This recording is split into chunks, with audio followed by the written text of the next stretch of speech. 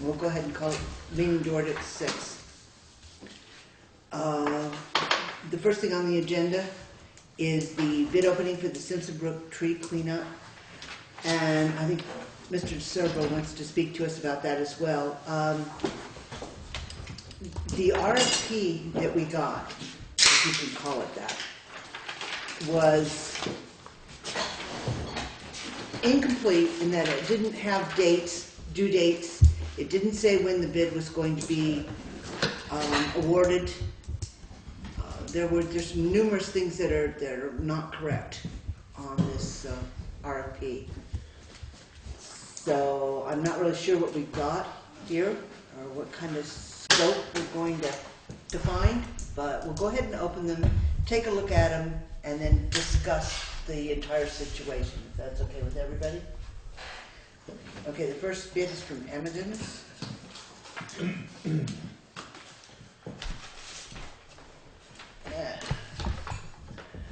Emmons Construction, $1,400 to remove 10 trees from the street and the side of the road, taking all debris to the pit. To be completed 1 week within the award of contract. So that's the first one.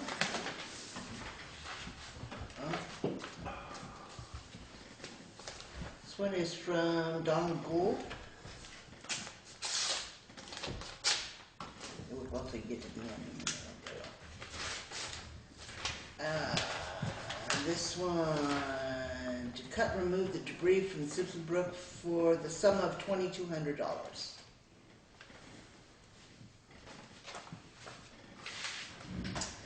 And the last one is from TMG.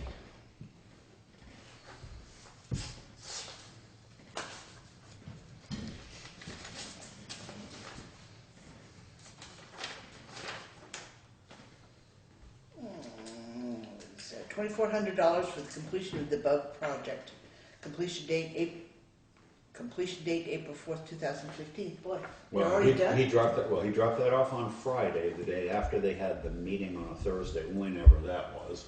But it was probably 2 weeks ago and change. I'd have to look back at March, which you threw away. But anyway, this basically is week 24. It was Thursday that they went up there, but he dropped it off on Friday morning. I was surprised it came in so quick. Okay, so those are the 3 bids to clean up Simpson Brook. What?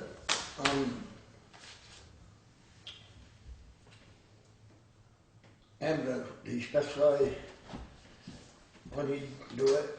A week after the... 1 week after the award, he would be done, or he'd do it. Oh, okay.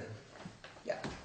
He did include his certificate of As I say, it should be within a week or 3 days or something, everything, but it doesn't. You see, that probably RFP, as you say, leaves a lot to be desired. Yeah. So one of the issues that has come forward in this particular project is the fact that the Simpson Brook is actually, and the trees are on private property. And to date, do we know whether or not there's been any discussion with the landowner as to whether or not they can go in? I'll just check with the guy, but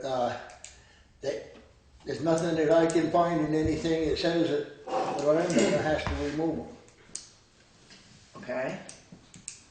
I left 2 messages over the weekend for the property owner. I would assume, this is an assumption, but I would assume that we'd want that in writing because they're going to have to get down there probably with a piece of equipment. And by the RFP, such as it is, it looks like we're cleaning up tops and whatever, but I don't know how clean we're supposed to leave. You shouldn't have to get that much where them trees are on that, because they're right into the top of another tree right side of the road. I went up and took a look at it. Yeah, a number of people have, but in any case, But I would assume there's no way you're going to get down there by fire because you're going to be right in the brook and you can't do that. Yeah, I would assume we'd want something in writing from that, but I would also assume, and this is an assumption, that Kurt has talked to the property owner and probably has a verbal sure, yeah, go ahead kind of thing, but I don't know that because I haven't gotten that from Kurt. So any other discussion? But it is, the trees are out of the right of way. Right, they're on private property. Yeah, the butts of them, the stumps maybe, but the rest of them are not. They're in the right of way, the tops of them are Oh, in the right what's of way. that? They're right up tight to the road, they cut ends of them off where they went into another tree.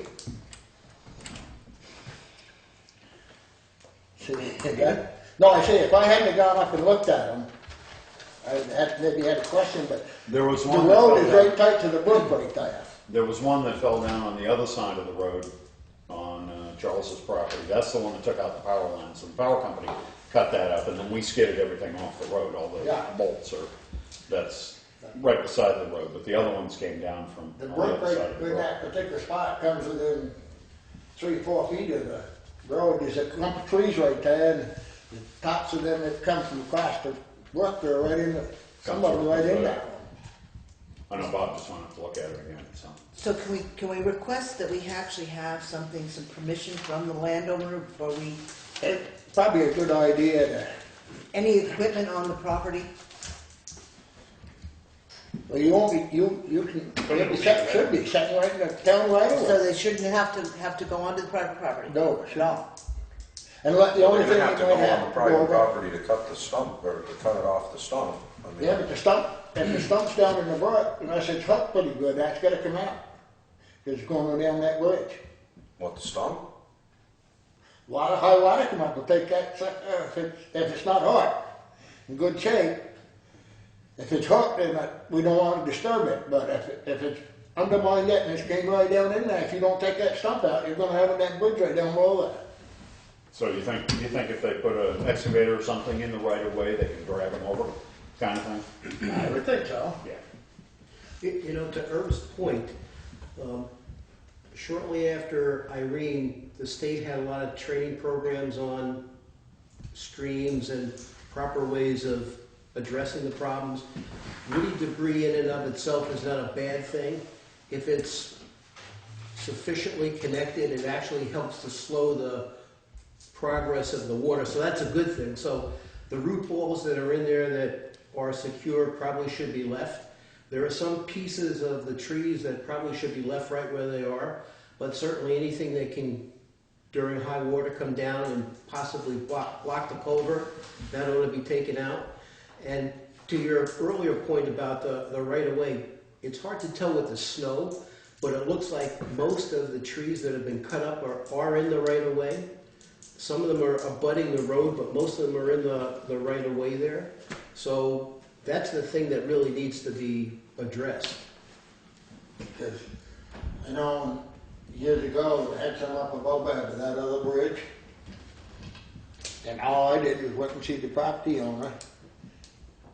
And they got permission to take the tree out of the brook. So again, I'll reiterate, do we want to award a contract contingent on permission from the landowner just in case? I would make a motion to award the contract to Yaman and Construction for the amount of $1,400, contingent on Permission. written permission from the landowner. Is there a second for that? Is there any further discussion? Hearing none, all those in favor of awarding the contract to clear the trees out of Simpson Brook to Emmerdon Construction, signify by saying aye. Aye. Aye. Opposed? Abstentions? Motion passes.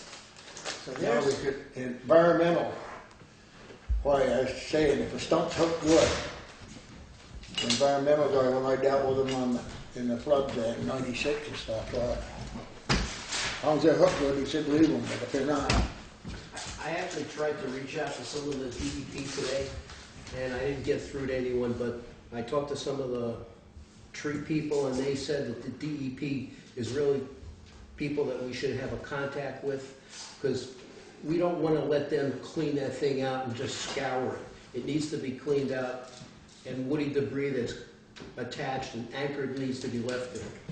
What are you talking about? Simpson Brook? Yep. I already talked to A&R about it. I already got permission from the landowner. Okay, So, okay. do we have verbal permission or written? verbal permission from A&R. Handwritten. Yeah. What did A&R say about it? Take the trees out of there and leave the stumps that are anchored. Or remove the stumps that are free because they're just going to as go long as down. they're hooked, but don't leave them if they're not hooked. Right. They're just going to go down the river if they're not hooked. So It was awarded. we had the same. We had the same verbal thing that we used before with minis because we did the same thing up upstream from that when we were gonna get that grant. And that's when he said not to even bother, so. I know, I dealt with him, the environmental out of Rutland and stuff, and he said, if it's not hot, solid, so that the water take it out, he said remove it, but he said if it's hot, leave it right in there, because it keeps the embankment in place. And the deed, I gotta go through A&R. I don't know who's with DEP, but he's the guy for the stream alteration, the stream banks. Okay, good. No, I called up. Matter of fact, I talked to them when I had to tie up our permit we had for Deer Ridge, because that was a year-end thing too, on Deer Ridge. Okay, so the next thing we have is there's been some interest in finally taking the trees down on Grafton Road, the yellow tag trees. We have a proposal from RP Tree Company, which is Restotronic, to cut down the yellow tag trees starting at Grace Cottage Hospital, continuing north on Route 35 to the Grafton Townsend line on Grafton Road, chipping all brush, leaving all wood, town to provide traffic control. Estimated time 1 week for a bid of $8,000. Is that something that the board is interested in pursuing? Just to catch everybody up, this has been on our plate. Not just one bid, if nobody else knew anything about it. It's been out, it was awarded, it didn't get done, the bid got pulled. We've been at this since I've been on the board, which is well over a year now. And with Monet, or not Monet, Mayotte was going to do it, and they strung us along all summer long, didn't get it done. And so this gentleman had it, in fact, expressed interest before, and he just brought it up again. What was Mayotte's bid before? About 769, something like that. And also provide flaggers. That included flaggers. Mayotte didn't. Mayotte didn't. No, Mayotte wanted flaggers. Davey did. But Davies was. So it was right out there, supposed to flag flaggers. Well, like I said, this is something that needs to be done. And now, would you like to address this? Because you've talked to me privately several times about this. And I'm not going to sit here and take the heat for it. So if you've got something to say it now. Thank you, Kathy. Those trees were flagged about a year and a half ago. And they were flagged because they were hazard trees and or diseased. They're on a busy stretch of road. Once we, the town, are aware of something like that, letting it go on puts the town in an awkward position. And when I say an awkward position, we've got notice and they're still not done. In the scheme of liability, we have a responsibility to take down trees that we know are diseased and possibly can fall. But it gets into the realm of being more than just a liability situation. You need to address it. It needs to be done ASAP. And as the tree warden, I would like to be able to look at other trees and other roads, address them, and get them taken care of. If we can't take care of things promptly, it puts us in a worse position, because then you can have more than just simple liability. Kathy, does that make sense? Don't we have a chipper? Chipper, we do. It's not something that we can tackle ourselves.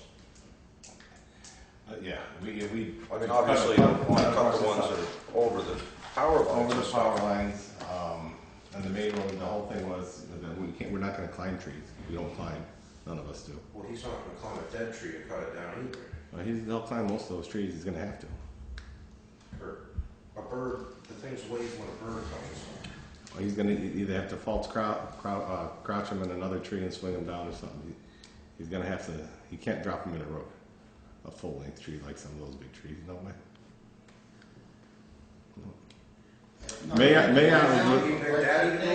Mayotte was with a crane and a bucket truck. Russ is climbing. I didn't hear what you said. I say 9/10 of them now, the biggest percentage of them up to there, they're not over 15, 18 foot tall.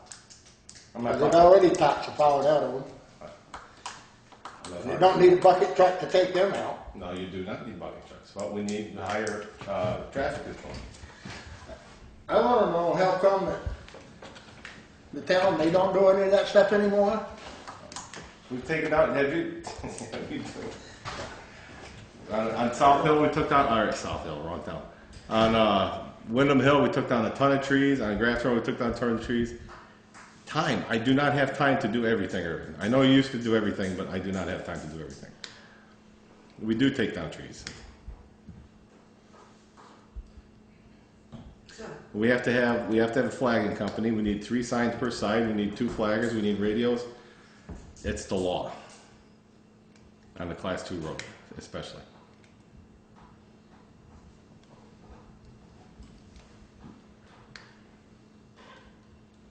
okay, dead silence. Where are we? Are we just gonna bury our head on these trees again No. and wait for the wind to take them down, or what are we gonna do? So the RFP went out There was well no, over a year Yeah. ago. This hasn't been a fresh RFP. Yeah, that would have been a pressure. No. But they're gonna leave the wood, but it wants to be specified to leave the wood outside the ditch. Are all not the in. trees still visibly marked? I don't know. No, I there's mean- a lot of the markers. I go up and down half dozen times a day, and I can't tell which ones are marked and which ones aren't. There's plenty of There's difference. a lot of them that are still marked, but some of the markers have come on. just says leaving all the wood. Yeah, but make sure it's left outside, not left in the ditch. I'd feel a little better if you guys went through and cut some of the shorter ones and The whole thing was with Mayotte, tidy it up a little bit. we were gonna work with Mayotte, because the traffic control was gonna be out. We were gonna work with Mayotte, doing the small stuff while he's taking down the big stuff. That was our original plan, but he didn't work out like we wanted at the beginning. And it just says any trees not tagged will be extra asked to do including the limbs and other dead tops. Yeah, I just feel that when we get up, when you go up through there, if you look, there's a lot of trees that aren't marked that are dead, that are just as hazardous as the ones that are beside the road that are marked. There's some of them that I mean, pretty much you could handle without having Well, that was an the expert. whole thing, the little groups of trees, I would mark one. Taking a whole group of dead elm. Oh, yeah.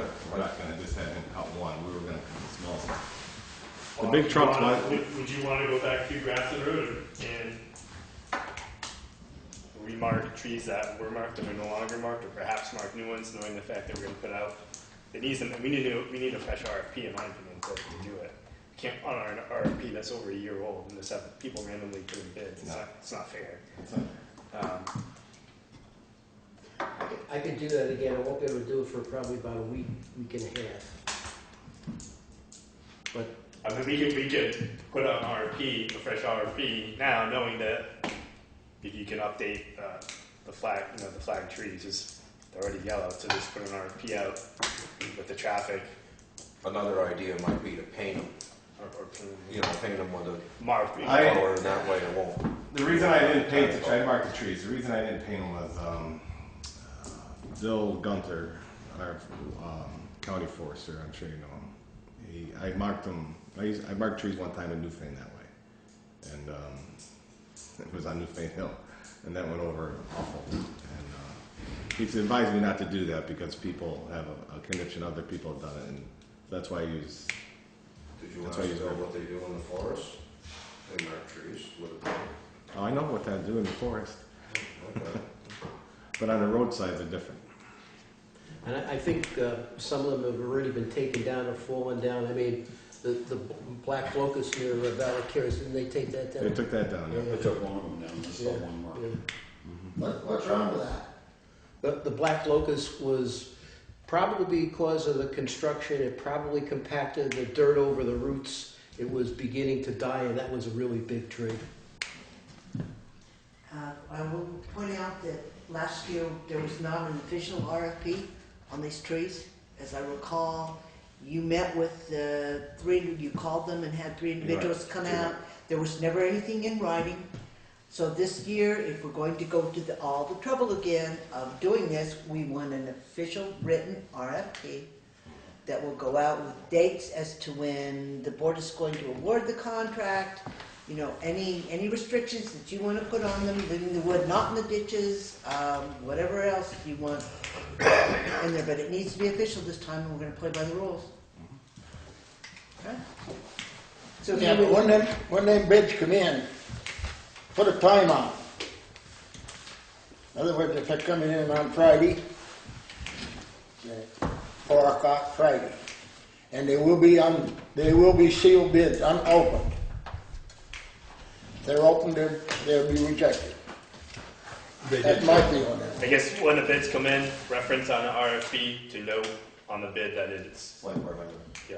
Well, select board for the trees in Bucking Road, please. They actually already picked him to do this work. But TMG said he'd do it before April 4th. He dropped this off the day you guys had meetings. There's nothing on here for dates or times or when it needs to come in. Larry's and Evidence just came in this week, or the end of last week. All right. But We meet again on the 20th, so if we can put it on RFP, so Well, but if Bob can't get out to mark the trees for at least a week, that's gonna be a pretty quick turnaround. He's a fast worker though. Okay, we can award it. As long as we have the bids in, we can award it. yeah, but that gives you probably less than a week to get the bids in. Until flagging goes up on the trees, they're not gonna know what trees to take down, so.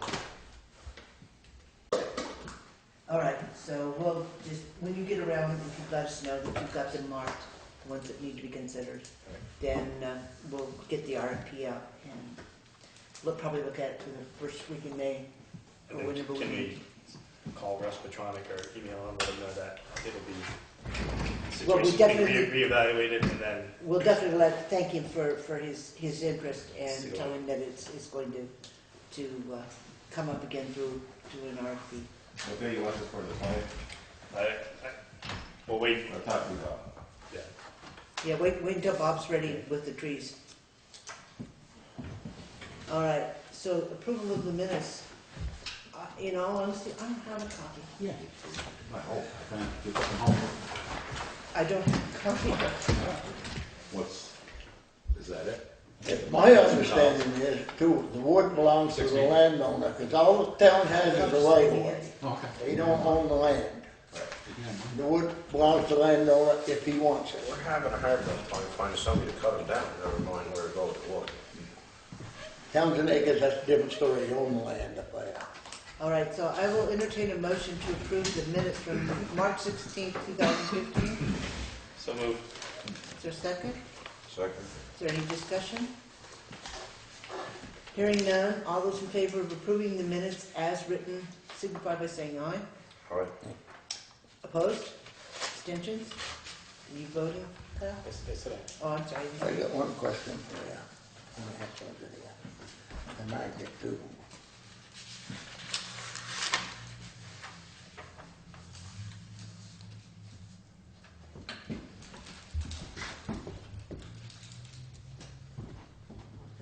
Oh, this.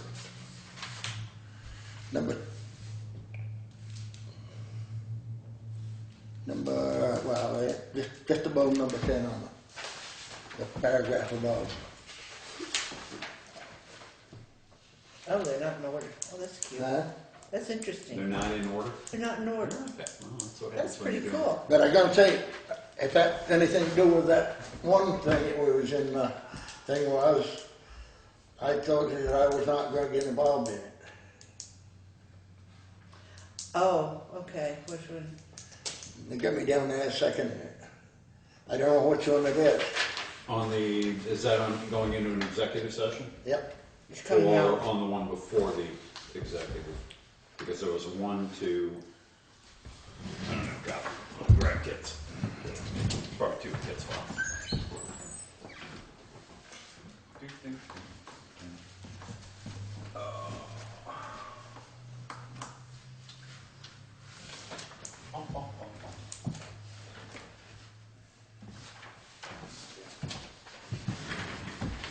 And that was the one that you said you weren't going to be involved with. I think it was, and they got me down second, and I didn't.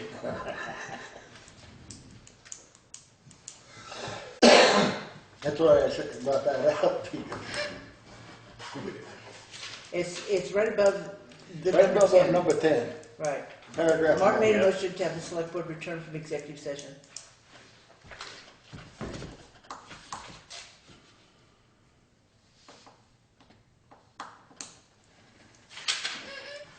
All right, I'll go through my notes, we'll correct that. Are there any other corrections? Yeah, I'll change the numbers on this. Oh, you mean 10 Yeah, doesn't come 12, after 12 12? will become 10. Oh, 10 okay, will I become know. 11. So all those in favor, again, of approving the minutes as corrected, signify by saying aye. No, Opposed? Abstentions? Motion passes.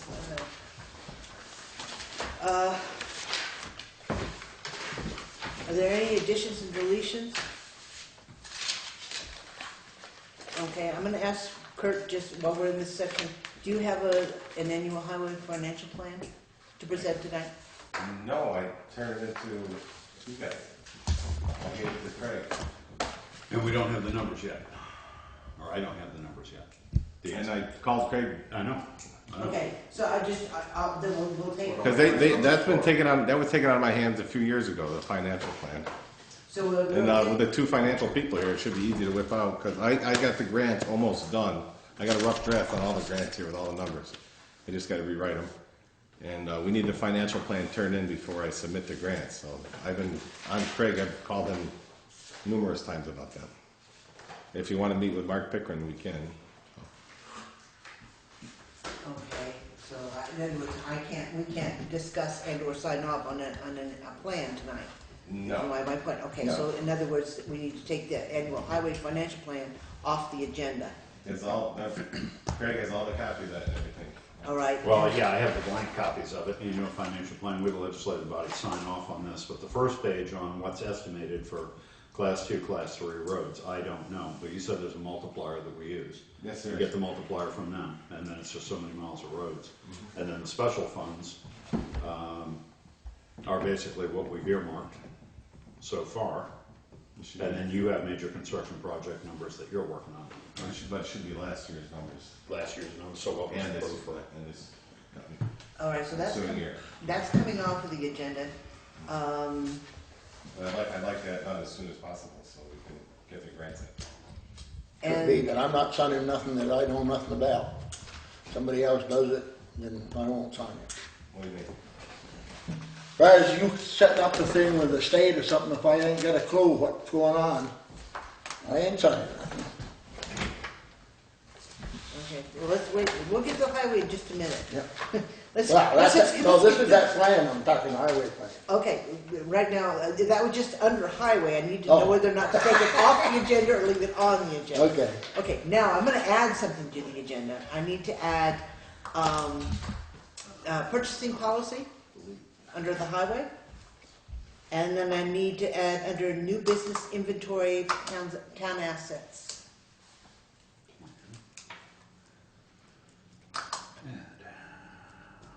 I'm sorry, you're adding under? New business, inventory of town assets. Okay.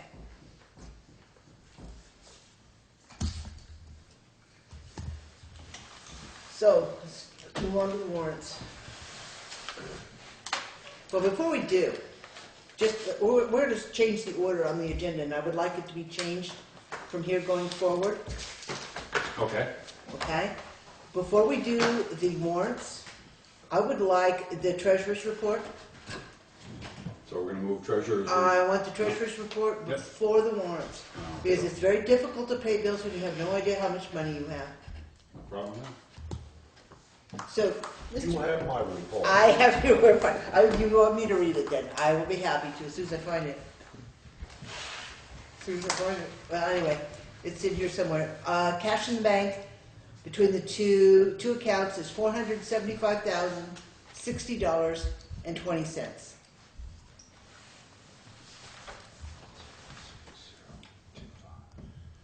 So now we can go through the warrants now that we have a rough idea of how much money we have. Okay, so we'll make that permanent then, as the permanent number 5. Then I can get out of here earlier. There you go. That works. Okay. Warrants. Make a motion to approve warrant number 40601, payroll in the amount of $9,891.97. Is there a second? Second. Is there any discussion? Hearing none, all those in favor of paying warrant 40601, which is payroll week ending 3/27, in the amount of $9,891.97, signify by saying aye. Aye. Opposed? Abstentions? Motion passes. Make a motion to approve warrant report number 40602 in the amount of $3,854.99, payroll taxes. Do a second? Second. Second. You can't make the motion and second it. I'm sorry. And That's then not go for allowed. it? Sure. Why not? Let's get this over with. Is there any discussion? Hearing none, all those in favor of paying warrant 40602, payroll withholding in the amount of $3,854.99, signify by saying aye. Aye. Opposed? Abstentions? Motion passes. Make a motion to approve check warrant report number 40603 out of the general fund in the amount of $41,455.20. Is there a second? Second. Is there any discussion? I need to have a discussion about a couple of things. I just want to noted that in that total amount is the mutual aid bill for the year to the tune of $17,000,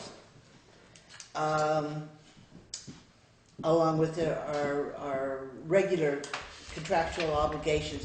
And there's also the Valley Cares audit that we pay initially and that we will be reimbursed for, which is, I believe this one was $7,500 this time around. So that's one of the reasons that the general fund is so high this time. All right, so is there any other further discussion on the general fund? Hearing none, all those in favor of paying warrants 40603, the town general fund in the amount of $41,455.20, signify by saying aye. Aye. Aye. Opposed? Abstentions? Motion passes. Make a motion to approve check warrant report number 40604 of the highway, town general fund, but it is a highway. The amount of $4,915.10. Okay. I said 10. Is there a second? Second. Is there any discussion? Hearing none, all those in favor of approving warrant 40604 for the highway fund in the amount of $4,915.10, signify by saying aye. Aye. Aye. Opposed? Abstention? Motion passes. Make a motion to approve check warrant report number 40605 for the highway equipment fund, amount of $4,705.40. Is there a second? Second. Any discussion? I just have a question. Why are you buying plow blades in April? We ordered in March, Well, beginning of March, and we got them. so they're for next year then, technically? If we had a plow mower, we would have, yeah, they will be for next year, but we were close on a couple of our cutting edges, so. If you're short on money in your budget, I checked in before I did purchase them, I did. no, that's what I say, if you're short on money, I can't see purchasing them right now. Because in the middle of summer, they will have a cheaper price too, before by July. No, that just struck me as unusual, to I be got getting them in them April. in March, Uh-huh. beginning of March. Any further discussion? Got the bill out. Hearing none, all those in favor of paying warrant 40605 for the equipment fund in the amount of $4,705.40, signify by saying aye. Aye. Opposed? Abstentions? Did you oppose? Opposed. One opposed and one no abstention. Motion passes. Okay. Go ahead. Make a motion to approve check warrant report number 40606 out of the general fund in the amount of $402.25. Is there a second? That's it. Is there any discussion? Just a notice, this is the cost incurred for serving the sale tax, or the tax sale notices that we just did for the sale. So, all those in favor of approving warrant 40606 for the general fund in the amount of $402.25, signify by saying aye. Aye. Aye. Opposed? Abstentions? Motion passes. Make a motion to approve check warrant report number 40607, payroll in the amount of $10,649.53. Is there a second? Second. Is there any discussion? Hearing none, all those in favor of paying payroll warrant 40607 for the week ending 4/10 in the amount of $10,649.53, signify by saying aye. Aye. Opposed? Abstentions? Motion passes. Make a motion to approve check warrant report number 40608, payroll taxes in the amount of $4,250.73. Is there a second? Second. Any discussion? Hearing none, all those in favor of paying warrant 40608, payroll taxes for the week ending 4/10 in the amount of $4,250.73, signify by saying aye. Aye. Opposed? Abstentions? Motion passes. Just as a note, total expenditures of those warrants is $80,145.70. All right, moving on. Highway, why don't you go ahead and you start, and then I've got a couple questions I need to ask. All right. Truck will be done Friday. This Friday? This Friday. All right. It'll be done actually Wednesday, but he wants to go over it to Thursday, and we can pick it up Friday if we want. Okay, then are you taking at the same time that you, well, no, it's in two different places. When's Sterling moving back? I do as soon as I bring it to the deliveries there. So do we have a timetable on that? I can bring it anytime to Jeff. Okay. I got the new tires for the Sterling like we said we were gonna. That was part of the deal. Been taking care of mud. Our mud really hasn't been that bad, knock on wood. The other day we had some trees come down with the wind on Saturday. They're all cleaned up now. Have some other stuff we have to clean up yet. From past storms, they're still frozen in the ice. Other than that, that's been our routine right now. I did work on the grants. I'll show you guys the grants when I'm done with them. I got all the bridge information and stuff. Hopefully that will go through, but they're not very confident it will. The paving, they would like one section paved on their grant. So instead of breaking it up, that's what they like, and so it's told. And the Athens Road from the town line to where we left off last year would be almost the whole complete section there on a Class 2 road to be paved. So that's what the grant is including. How much should we put down? An inch. Huh? Inch. I'm telling you, that's wasted paving. That's You go ask the state engineer, they'll tell you the same thing. All you will need to do is a leveling shim and then put your inch down. About a half inch would be a leveling shim. You're not running, lately they're not running a rubber tire roller, so you're not filling the holes. And without the rubber tire roller to fill in them sags, they're coming right back.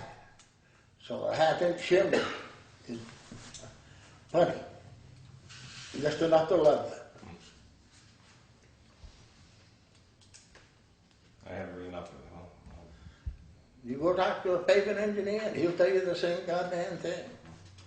Last time we just did an inch and a half overlay. No, you should. No, put we your, did do an inch and a half overlay. Put your half inch level It helped across, us just as then well as- put your overlay on. We tried different things and it all seems to work the same, you know. So is part of this grant money for paving as well? Yes, yep. How much of it? I mean, what kind of a percentage are we looking at? We're at 20% on 175,000. We would get 175,000, pay 20%, it's like 47,000. Because I'll be honest with you, after looking at the budget is going to be tight. By the time you get to your paving, it's going to be seriously tight.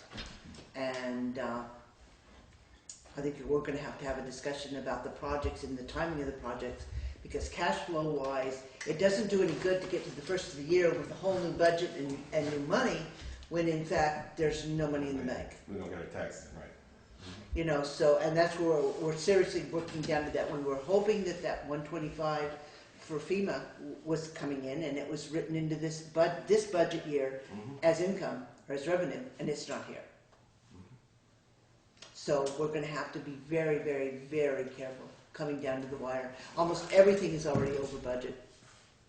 I agree. The winter, I'm sure I know I'm over budget for the winter, but we've been doing this for the past 3 years on the cash flow revenue. Again, since Irene hit, if the federal government will pony up the money there that's due us, maybe we can actually get out of the hole. But at this point in time, we keep building that 125 into budget as revenue and not getting it. The money's got to come from somewhere. But it's just note that it's going to get really, really tight, because we already having to have a discussion about whether or not we're going to have to borrow money as of July 1. So, did you have a question, Bob? Speaking about grants and money being tight, did we get that Better Backroads grant back, that $10,000 for bank stabilization? Did we get it? Yeah. I know we had it at one time. Did we get it back for this year? No, because Todd Manise told me not to do it on the project. That's $10,000. We ought to get it. But if I can't get the permit to work in the brook, I can't do the job now. I can't understand why one part of the state government wouldn't work with the other part.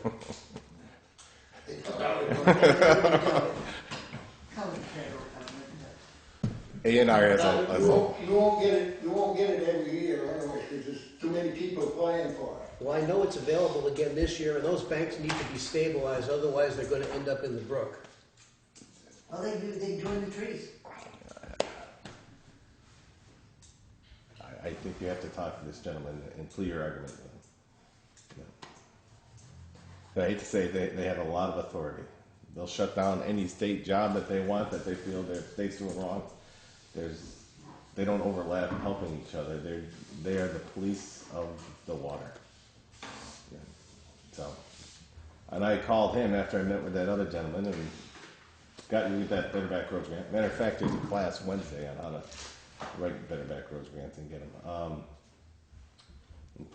Anyways, so I had to get a permit to work in the brook. The whole point of the bank stabilization is so that you don't muck up the water, which is what they're interested in. Yes and no. They have a philosophy about that. I'm telling you, you have to talk to these people.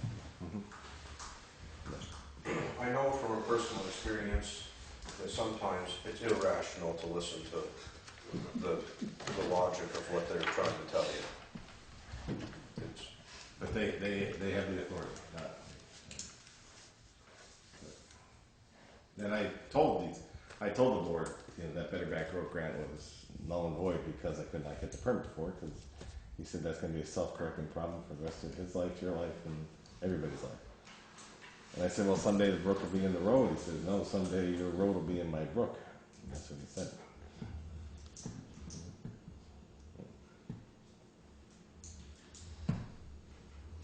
I guess people have to go out the other way.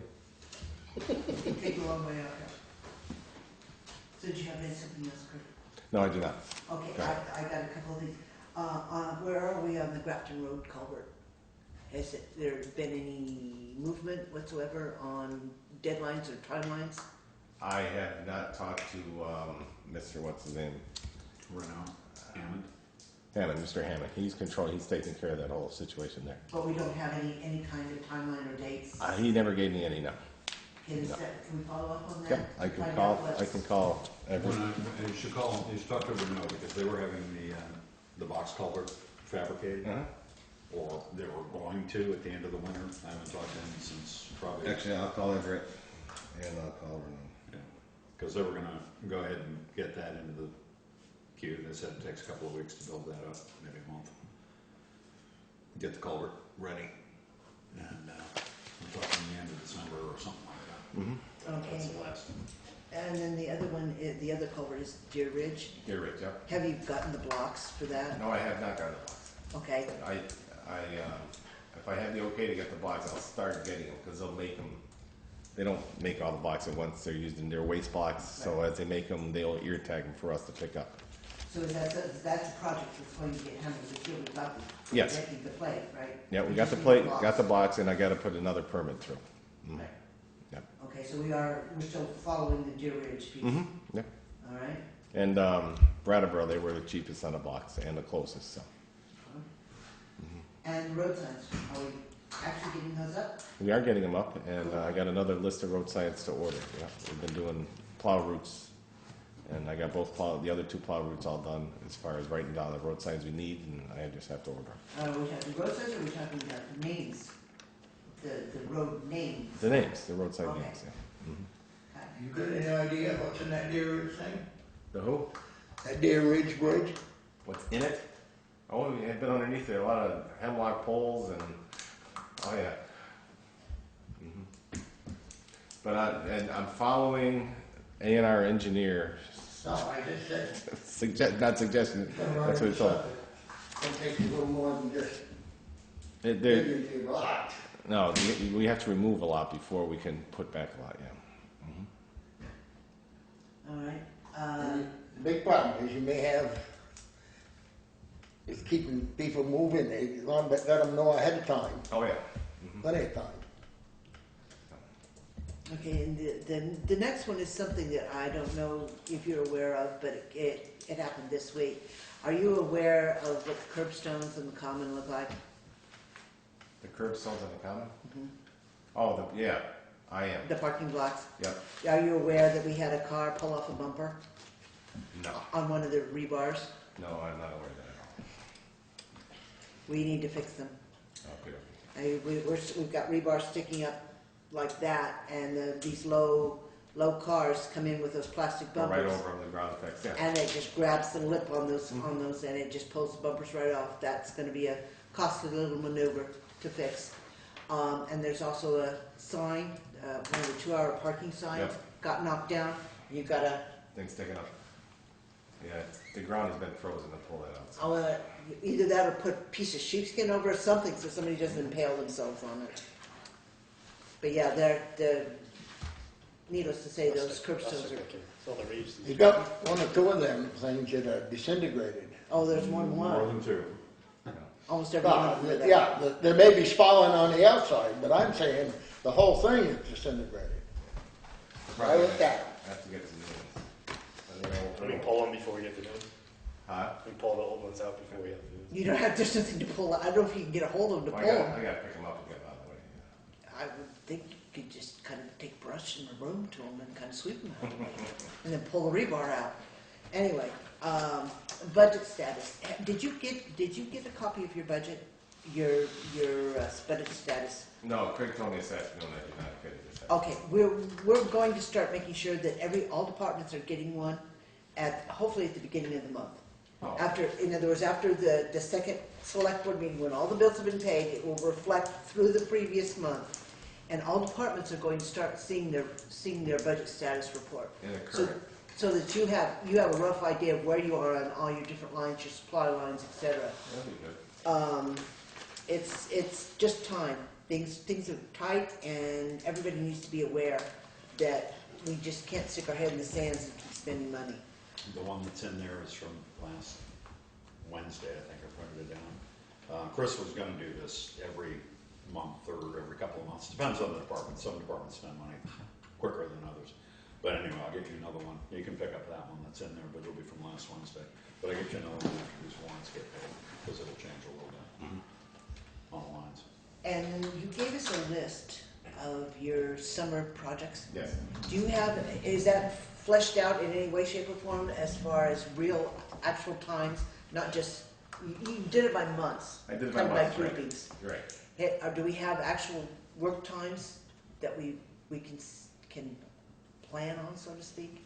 In other words, the week of, No, I do not. April. I do not have actual. okay, so we don't know when things are actually going to happen. No, that's when they usually happen. Well, I understand that's when they usually happen. That's why I'm asking, do we actually have a plan when they will happen? Well, that is my plan on when they should happen. But that you're giving me, you're giving me 30-day window that they should happen. And particularly as we start talking about all these other issues like flagging and, some of the other projects that we've talked about, which will take your time as well. It'd be nice if there was some coordination of the supervision of the projects and the different contractors that are coming in, as well as what you already have on your own plate, so we know who's going where and when. Okay. So I'd like to see that as soon as you actually have some firm numbers as to when these projects might be done. Okay. How about another round of cold patch around the areas that need them? I know there's some on 35, some on... Yeah, that first round was bought out for 4 days in the garage, and I'll get another round out. Good. And the other issue, the one that we added, was the purchasing policy.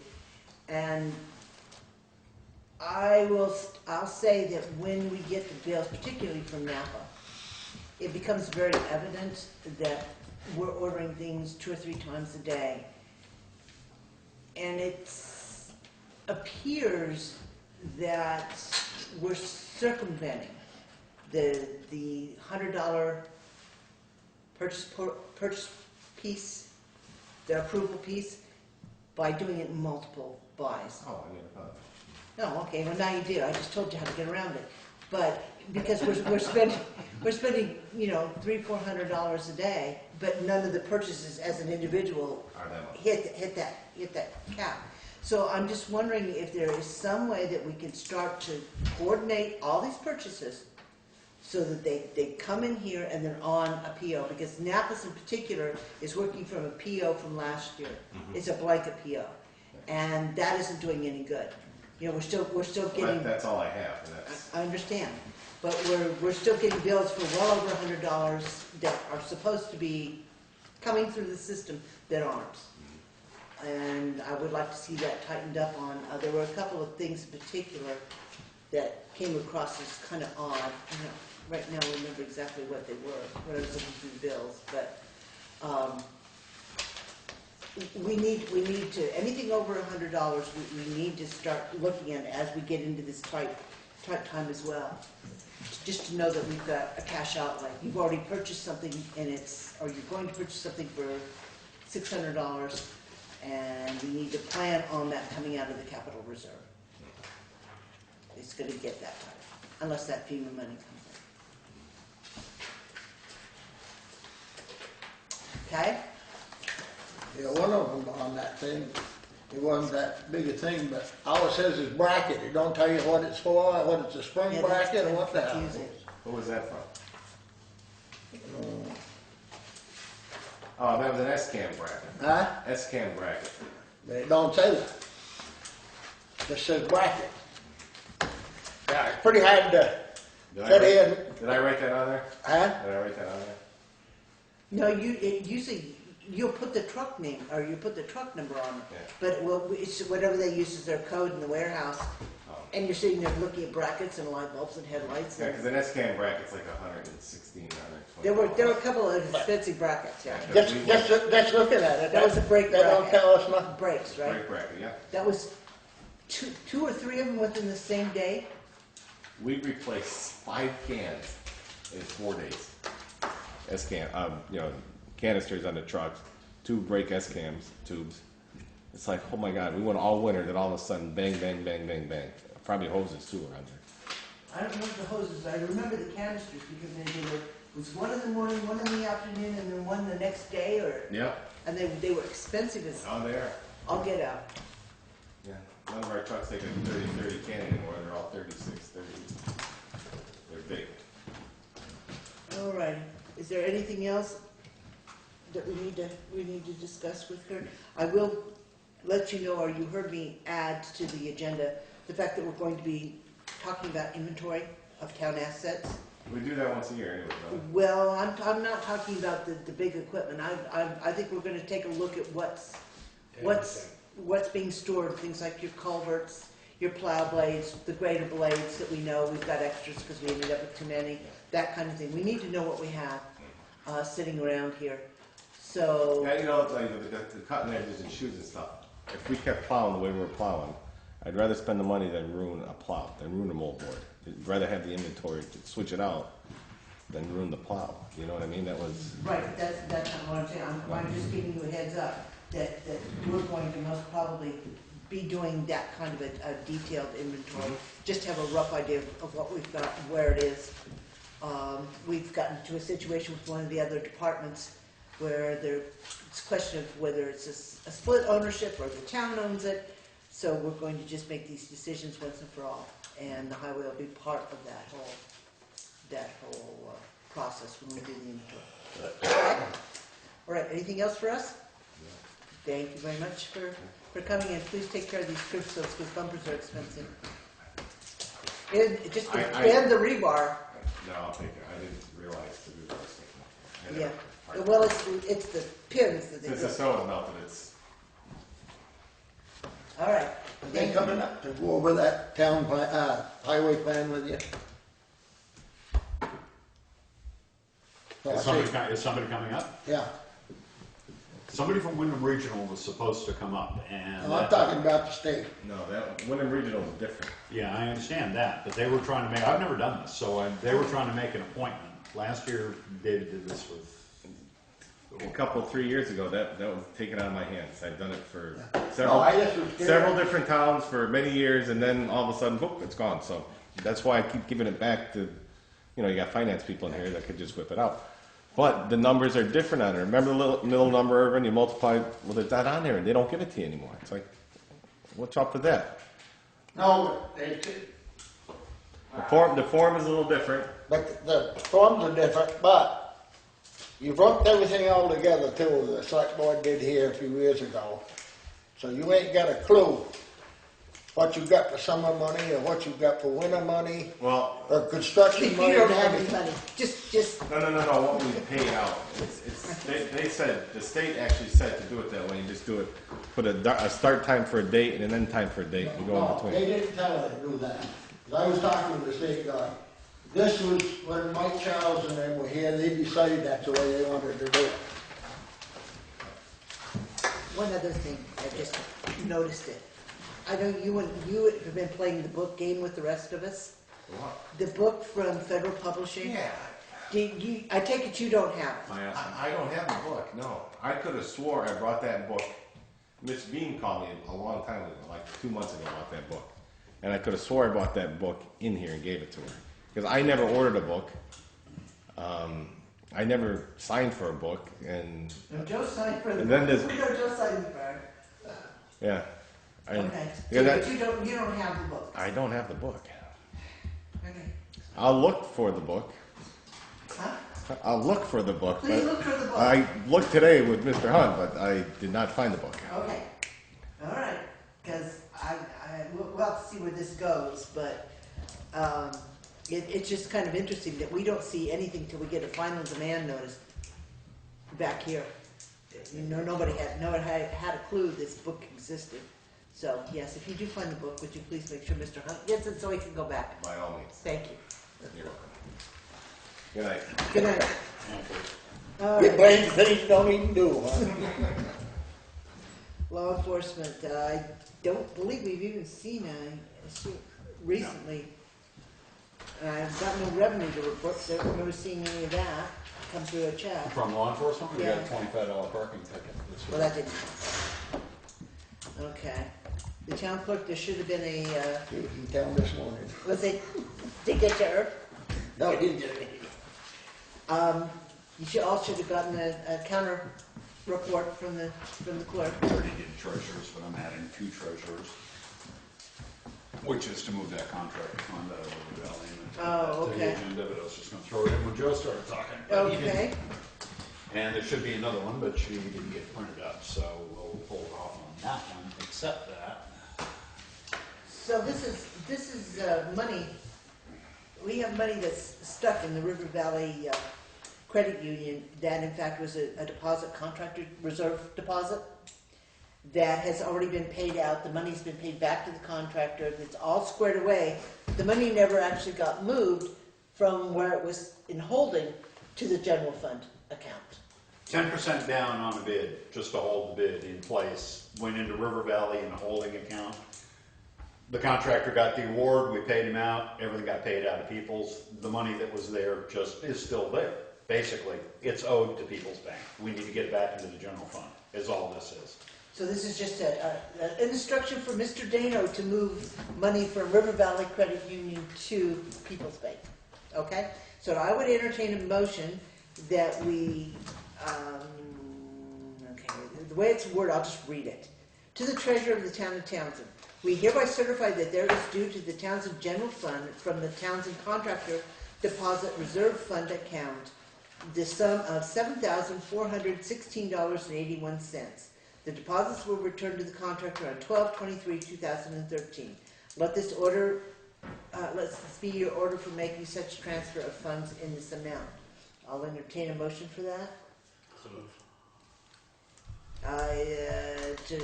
You can phrase it however you want to phrase it. No, it's 2013, it's wrong. It should be 2014, I'm pretty sure. Yeah, maybe it's 2013. Okay, no, yeah, No, no, it I wasn't- already it have wasn't- a it wasn't You're right, Christmas you're last right, it year. is 13, I'm a year behind myself. Here. Okay, so you made the motion? Yep. Okay, is there a second? Second. Okay, is there any discussion? Hearing none, all those in favor of approving the moving of money from one account to the other, signify by saying aye. Aye. Opposed? Abstentions? Motion passes. Is that owed to anybody? No, No. it's already General done. fund money. Yeah, sure. Okay. On a similar note, but you can wait until the 20th if I understand Joe correctly. There is a CD coming due at People's Bank. It is the Pumper Reserve Fund. Reserve, okay. What has happened in the past is because that only comes due annually, you can make a deposit annually. There were a couple of years back when Kim was here and when I was back here that we put the money in holding out of the general fund, voted upstairs at River Valley. So now there's a money market at River Valley. But that having been said, there's 20,000 that was approved for this year, last year, which needs to be paid into that CD. That CD comes due roughly around the 20th. Tomorrow. I thought it was the 17th. Yeah, but you got, I thought it said the 7th, but you got 10 days. Until the 17th, so we can't wait till the 20th. Okay, well, that's why I asked her to type up another one of these saying 20, and I can do that. But in any event, there's 20 that is owed.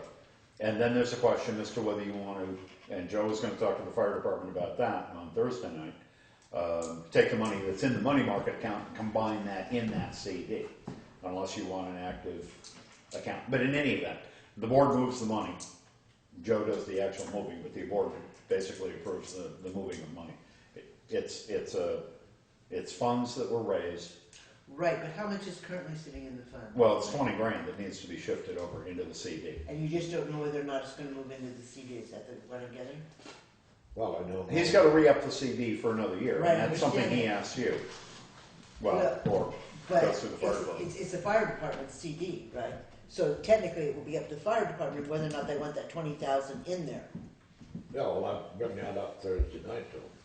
So in Now, that CD is the town CD. Yeah, what's over here isn't. Oh, over here? Yeah, that's what I'm talking about. Now, I don't have to ask him about the CD, I guess, because that's out of here. But there must be some that increase the CD, is it, due? Yeah, he's got 20 grand to put in there. Yeah, all right. Well, I don't really have that 20 grand. No. Okay, now I'm just totally confused. Can we, I'll put the question out, can we in fact, before you speak to the fire department, can we tonight say, since we won't be meeting before the 17th, that we essentially, through motion, approve the movement of that $20,000 and we will ratify it later with paper? The 20 we get in the CD, because that was raised by taxation. Okay, this is a heads up that 20 out of the general fund, where you are tonight with your book balances, having just spent 80, you're not gonna spend 100, but 20 out of the general fund is gonna be owed to the reserve fund. Whether that goes to River Valley's money market or whether it goes to the CD is up to, but I'm just letting the board know that it needs to authorize the transfer of that And that's 20. Yeah, that 20 is supposed to be in the CD towards the repurchase of a fire truck. Then the board tells the treasurer to put the 20 in the CD, I guess, and you guys will talk about what What you kind want of to do with the motion do you money. want? Forward.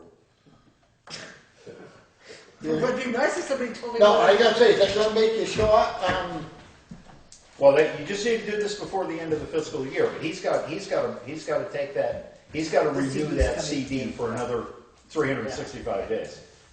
And you only have that little window of opportunity to actually put that money in, so it's kind of up to the board, you want to do it now.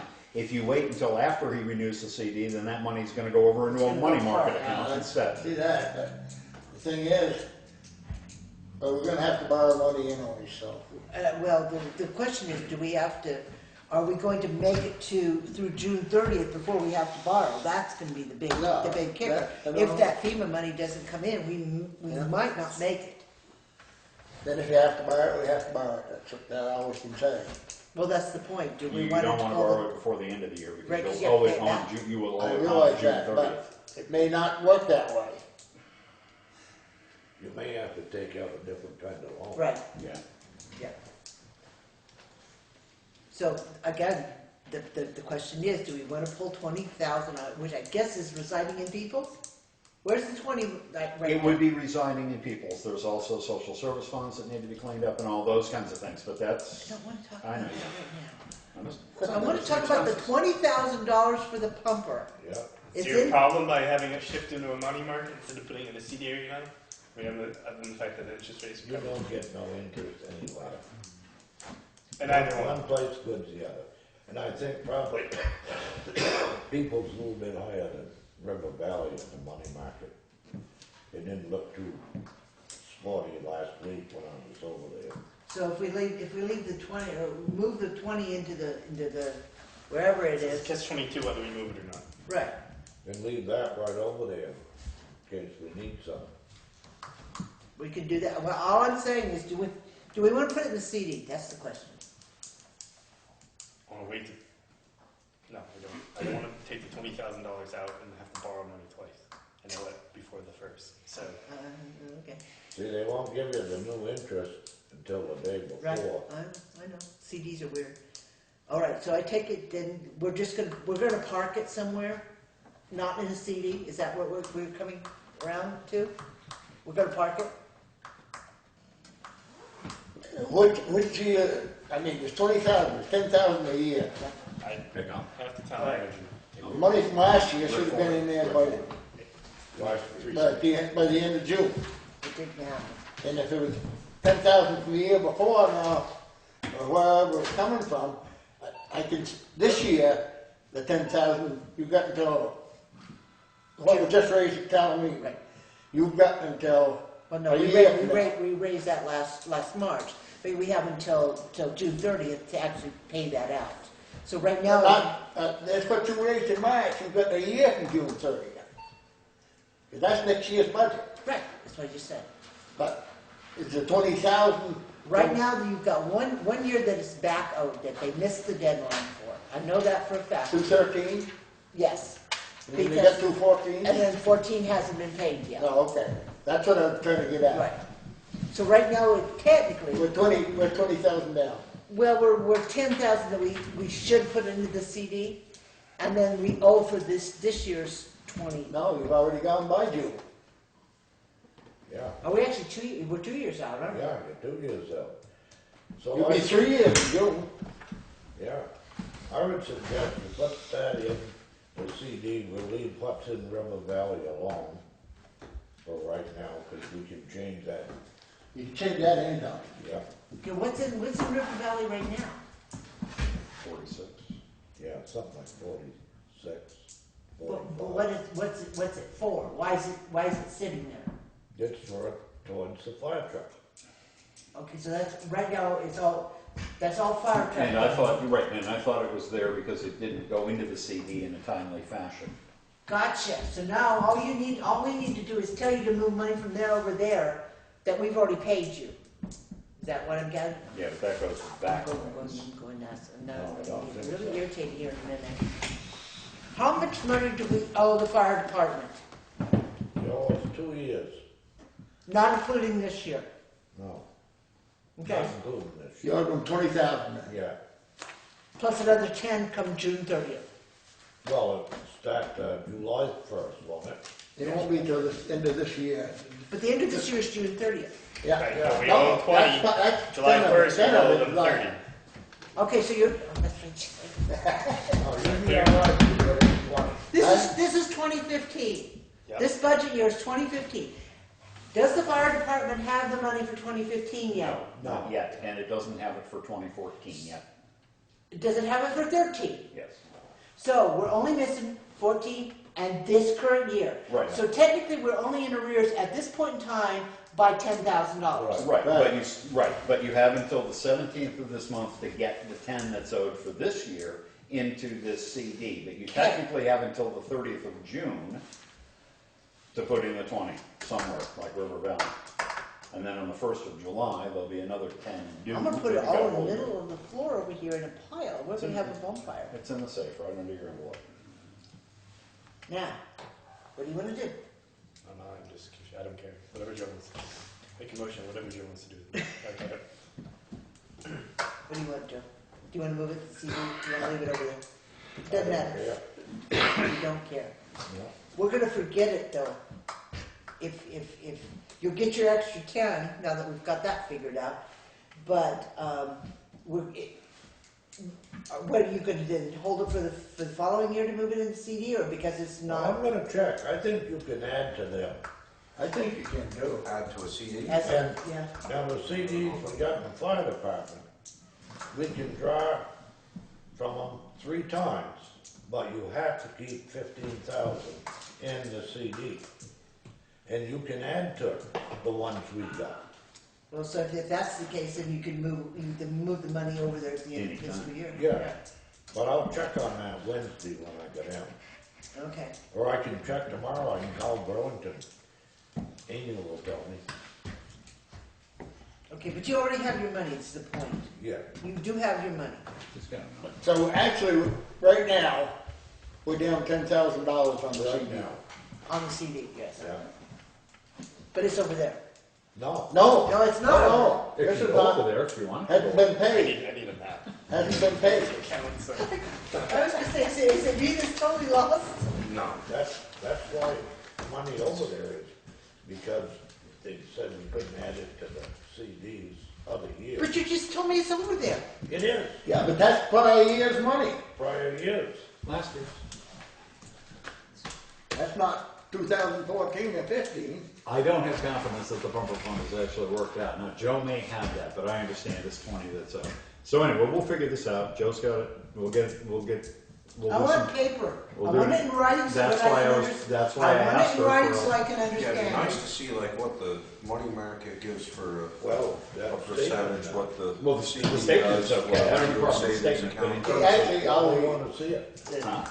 we owe right now, Kathy, is 10,000. It's 10, right. Know what she keeps Plus, it. we're gonna owe for No, before well, you in do terms this. of And the at the end re-up on of the June, CD. so to close the book Yeah, out, we'll add on it's another not thing. right now. But it didn't surprise me it didn't get moved last year with the change of 1.1% bookkeepers. Because we had 3 people in the office, so that did surprise me. All right, so just in writing at the next meeting, so everybody understands. Diagrams, arrows, color coded. Okay, good. We'll just give it to the highway equipment fund. Okay, moving on. You really had to do that. I did. Mr. Cerro, did you have anything else you wanted to talk to us about? No. No? You just came to watch the circus? Well, I think Craig also gave everyone a guide to tree ordinances for Vermont municipalities. They give you the whole. It's short, and actually page 11 and 12 are the only 2 pages that you may have some special interest in. That one. No, I just gave it tonight. He gave me it this afternoon. I copied it. I did. You've got it. Look for it. It's right there. That's yours. I don't have it. Short change, yeah. I don't get minutes? Down, way down the bottom, is that your budget? That I don't think she has. that is a lawsuit. It sounds serious. Made fun of it. I didn't get minutes. I didn't. Were you here on time? I was here early, stop. Let's look at Kathy's folder. This is something else. There's your guide. Please. There's your new budget. And hey, look at that. There's the bills. There's the back pages. Oh, there's two, because you asked me to make. You want to see how fast they go on the floor? There's an old email from Bob the Swivel. Miracle, talking about the trees. There are your minutes. Look at that right there.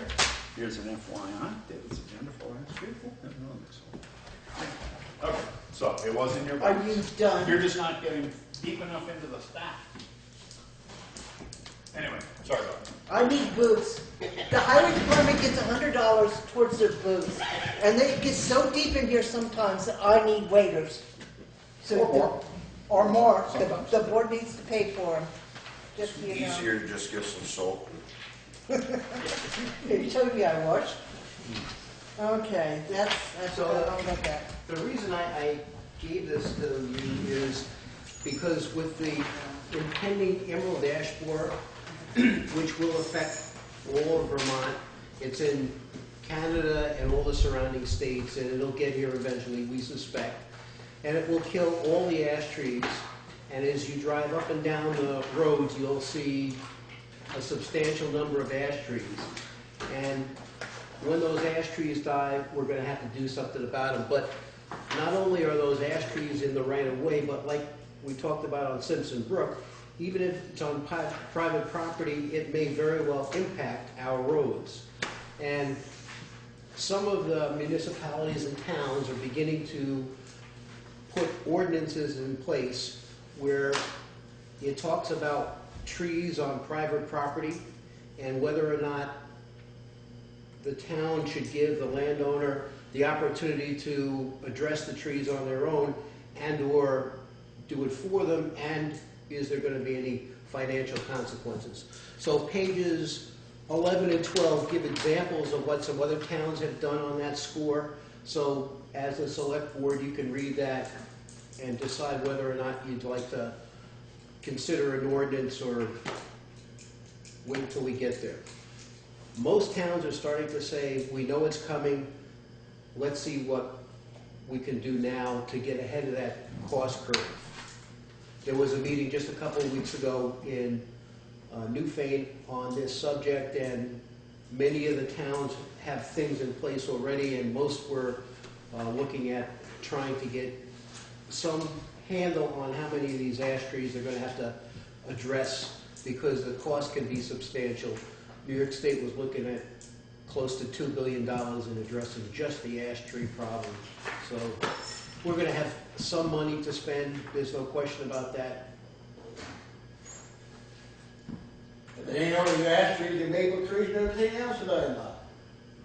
Or that's another one, the longhorn beetle, if that gets here. Yeah, then you got the woolly bear and the hemlocks, and you got the white blister rust, and so Yeah. it can be the never-ending battle. Some of these things are worse than others. That hemlock woolly adalgid is here already. In northern climates, it doesn't kill trees as fast as it does down south. Down south, once the hemlock woolly adalgid is in a tree, the tree's dead within 3 years. Here we've had trees that have been infected for a couple of years, but because cold temperatures kill a substantial number of the insect, it doesn't have the same mortality, and the tree can live for a while. The Asian longhorn beetle, there's not a single maple tree left in Worcester, Massachusetts. And you guys are in maple season right now. You all know if we lost our maple trees, we'd be in deep trouble. So that's another one that we hope does not get here. Most of these things are brought in through firewood or come in through packing material. And the Asian longhorn beetle is a poor flyer, so if we can keep firewood that's contaminated out, we may never see that one. And it's also one that doesn't spread quite the way the emerald ash borer does, so we've got to hope with that one. The emerald ash borer, I think it's going to get here and it's going to kill our trees. It's a matter of trying to understand what the costs are going to be and get ahead of that curve.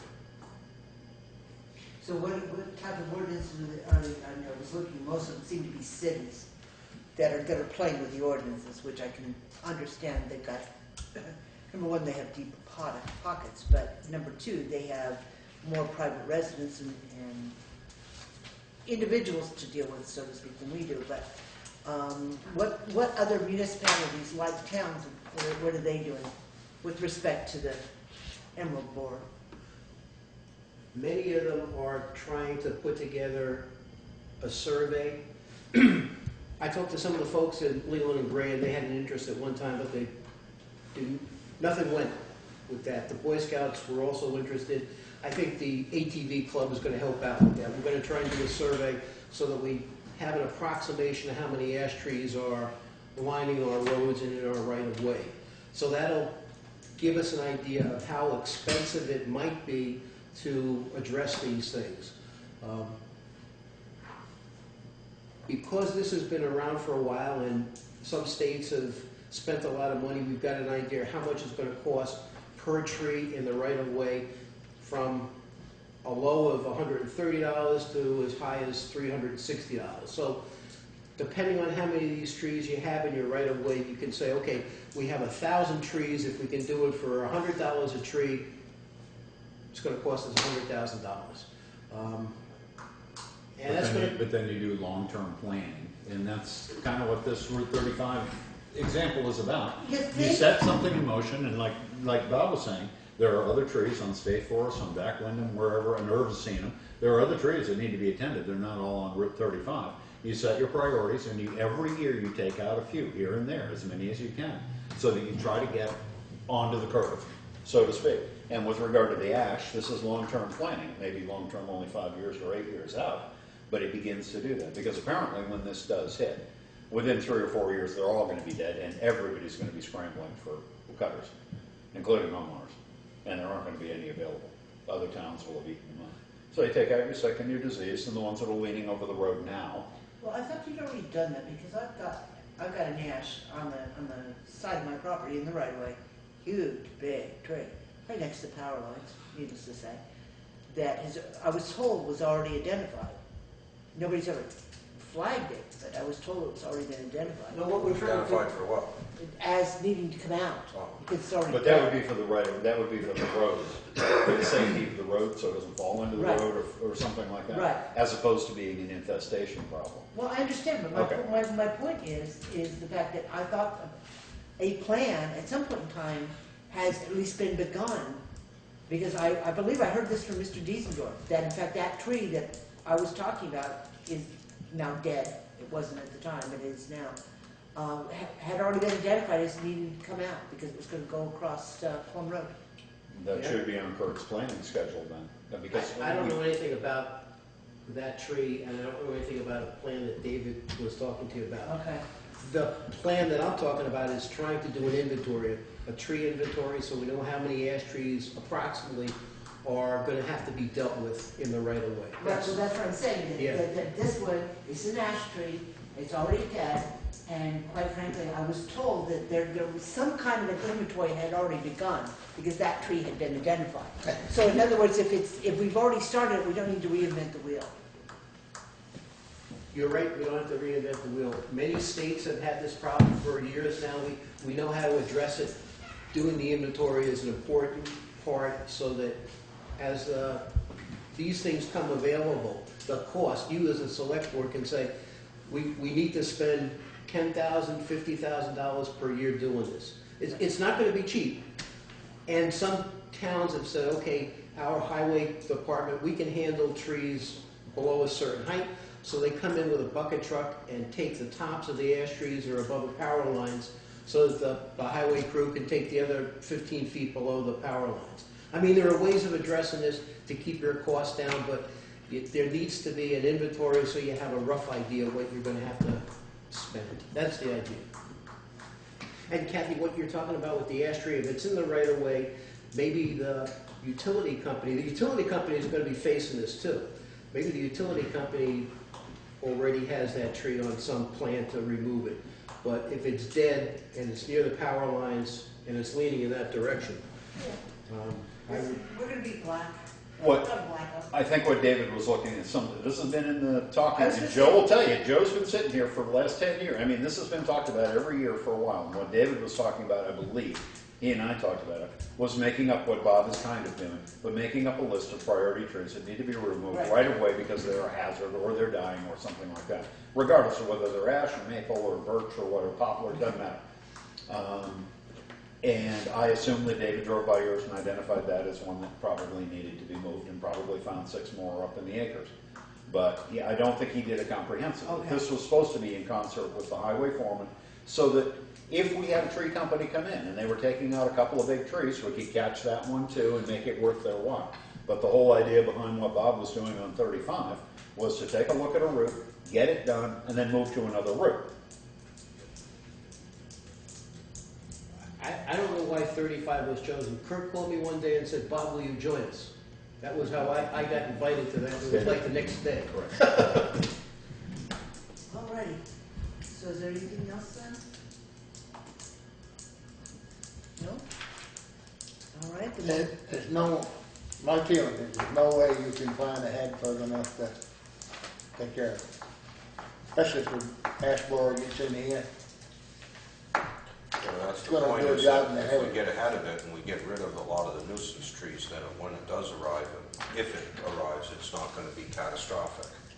There were a couple trees cut that I know about, but most of the trees cut, and Kathy will attest to this, because we sit in here every weekend looking at the paper, most of the trees that were cut are on 2-hour call-outs when they hit the road. And most of them on Route 35. I mean, believe it or not. Or Grafton, yeah, Grafton. Yeah. okay. But they've been building up for a long time. Instead of when it first started, taking care of some of it. We need a phantom chainsaw guy to just come through. Family change for that? Yeah. Huh, It's because there's no. alrighty. So let's move on to correspondence here then. The planning commission, we all received a request to roll over the $5,000 they have budgeted for FY 14-15 to defray the costs for the new town plan and roll that over into 15-16. So that they can put the two pieces of the budget together. I believe they're planning to have it completed next year. Is that correct? It's due in March of 2016, so it's going to be done this next coming year. They've already begun a little bit of work on it. They've been building it. There is a reserve account right now with about 4,500 or something in it. This takes care of the lion's share of it.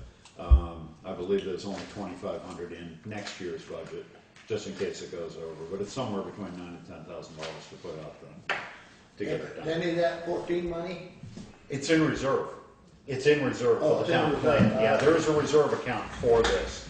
They try not to do it all at once, so they were building up a little reserve. It's not a Oh, lot. that's what I was And so going to say, 'cause if it wasn't in reserve, it shouldn't be there. It is in reserve, and they just don't want this 5 to disappear because they didn't want to put it into next year's budget to raise Yeah, again. no, that's fine, Right. as long as it's in reserve. Yeah.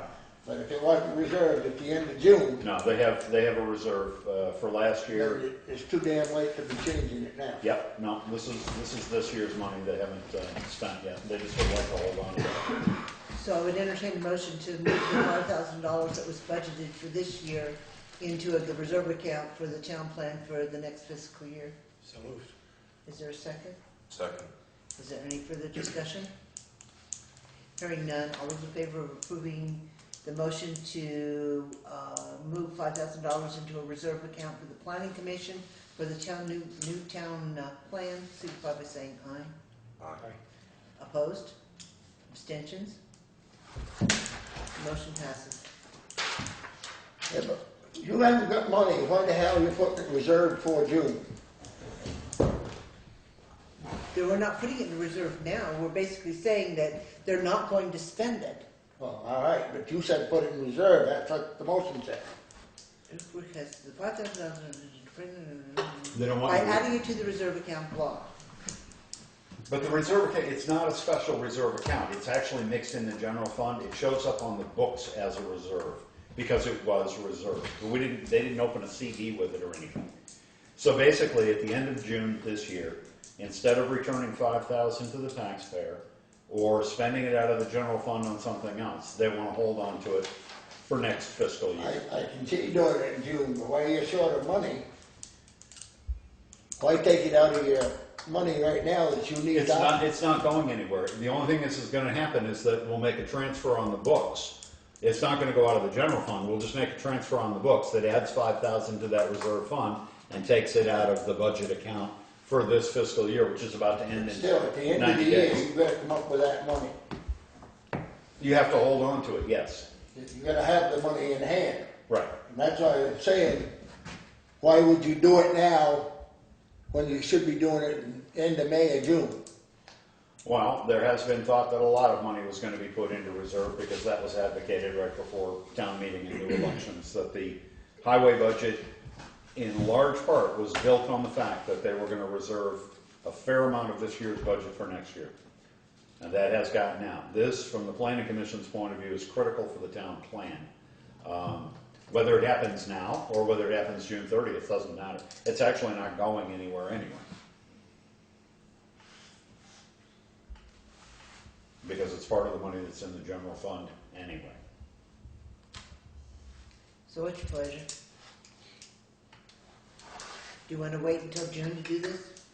I say you can do it in May, but you may have some money come in between now to operate on. This paper shuffle, you get it shuffled up that nobody knows where you're standing. That's where we are. Well, I'm happy to amend the motion without anybody doing it to make it effective before the end of the fiscal year and just leave it at that, just to make sure that it's on a mark somewhere so that it happens.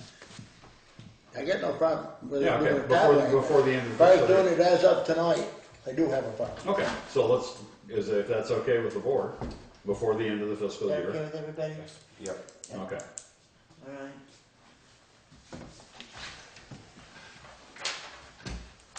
Here. All right, you good? And Michaela's not here.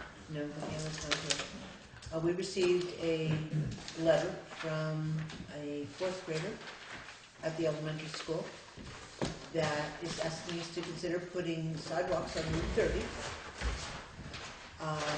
Actually, put them everywhere in Townsend. And we had invited this young lady to come to the board tonight so she could plead her case.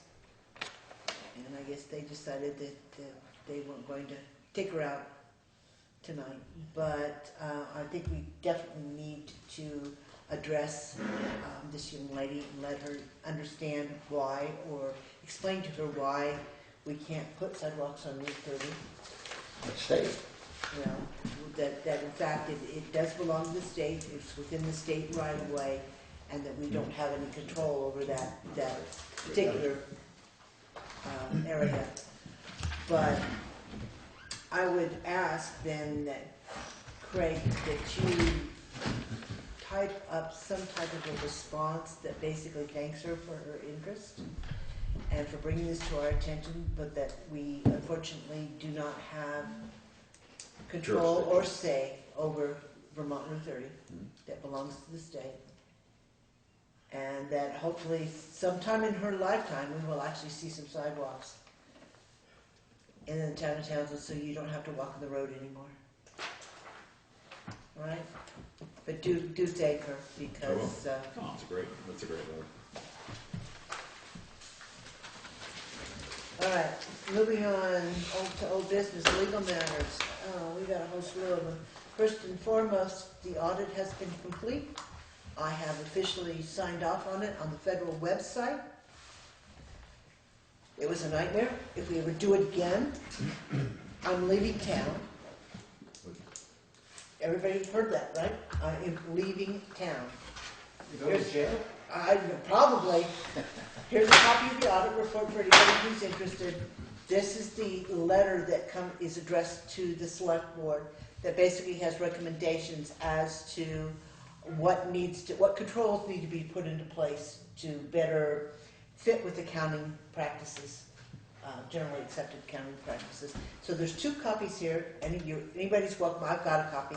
Anybody's welcome to take one, take a look at either the audit itself, which is the numbers, or the letter that basically explains what they think we should do. You're welcome to take a copy. It's exciting read. Oh, it is, it'll put you right to sleep. But we do have copies, or I can make extra copies for that. We did tonight in the general fund pay the final bill for that. There is a bill out. To Valley Cares, who sponsored this and agreed to pay for the audit, they have received a bill for reimbursing the town already. I put that out on Friday. All right, moving on to the next issue, which would be the health order. I believe that the paperwork has now all been filed as per the instructions from the board. It was given to the attorney, and I believe all the paperwork has now been filed with the court. And there was a hearing by phone on Friday? Sometime last week. No, it wasn't last, it was a week before last week. Was it But it really? was Friday. Yeah, it was Friday. Basically, there was an appeal, 10 days, 12 days. yeah, property owner appealed the health order that the town issued to the state of Vermont, and there was a hearing conducted via phone that all evidence is supposed to be available by the 10th of this month, and then there should be a decision by the Board of Health at the state level before the end of the month, or within 30 days, I think it was. I can't remember the timeline. But anyway, we should be hearing from both the State Board of Health and from the courts sometime shortly. The next one would be the lawsuit. And as you're all aware, we have in fact been named in a suit and have received a summons to court. Dates have not been set yet. Our attorney has in fact responded to the complaint, saying that the town does not agree with any of the issues that were raised. And at this point in time, they're beginning the whole process of interviewing the parties that are suing. And we will just be kept in the loop as this unfolds, and sooner or later we'll have a court date. Depositions for discovery next week Next week, sometime. the 21st and the 22nd Or with 2 the weeks from now. depositions. So yes, for any of you, those who want additional light reading, this is the copy of our attorney's response to the complaint. You're welcome to take that and read it. Insurance claims. We talked about one tonight, which was the bumper that got stuck on the rebar of the curbstone with the town common. That's the newest one. We paid up. You paid the one tonight also, which was the It was mirror. the mirror The mirror off the. that got clipped with the plow. Yeah. And then we've already paid for the trailer. I believe. Yeah, That I I can't remember remember, but seeing I believe that. we paid for that. I believe, I can't. So I think at this point in time, the only outstanding on the insurance claims is just this new bumper, and that just happened last week. How are we liable for somebody parking their vehicle on top of the rebar? The rebar was covered in snow. I've got a dozen pictures here. I mean, if you go down there was stubs of rebar sticking. If you even came close to that with a tire, you'd punch a tire. Well, it's town property, and it's town maintained property, and it's not maintained, as Earl will point out. Yeah, but if you go down anywhere and you pull your vehicle up too close to the curb and you get your bumper caught on it and back up, you can't, I mean, there's a certain bit of liability of driving your vehicle and like, you know. Yeah, I don't disagree with you, and I think our insurance company might argue sovereign immunity. I simply got the call, it was fielded from the town clerk's office back to me. I talked to the gentleman, I said, you need to get an estimate and get your I details. mean, how do we even know that he actually really got his bumper caught on that? He could have dropped it out here in the mud on one of the back roads and then pulled in and got out and... Well, how do we know that the Nissan that we just paid for the mirror on was actually hit by our snowplow? I mean, you know, we can get into that continually. Well, I'm not gonna sign off and just for everybody that wrecks their car up around on any part of our area. I mean, you assume a little bit of liability when you get in it and drive down the road. No, I to a would- certain point. I would just, For them rebars, I used to drive them down every spring because they will work up with, if they catch them with a bucket load or something when they're moving snow. But that's what my point is, we can't sit somebody down there to wait for the snow to melt away from the rebar enough to see it and come back. It's still a hazard, because I used to make sure they drove down for a kid fell. Well, you didn't do it through the snowbank. No, when the snow was there, it didn't do it, but snow was gone. To Irv's point, I think some kind of regular self-inspection is called for. Now, whether it's just at the parking or even town hall here. If you look at your fire extinguishers, some of them haven't been inspected in 2 years. If you go to your back stairway over here, there's a light Yeah, out. we can only tackle one thing at a time, it's the rebar and the bumper. And it's part of self-inspection. Well, no, I mean, You part know, of I driving don't- down the road is being liable for your own vehicle. I mean, you know. There are things that the town can't be, entirely liable for, but this is one that's been an issue for a while. In any case, I don't have his information with regard to what exactly happened. I don't have his insurance company and all that. We can certainly send it into VLCT, but given our high deductible, I don't think this is going to come anywhere close to meeting that standard. And I think if an adjuster came down from Montpelier to look at this, I think he would decide that we have a certain, what do I want to say, obligation to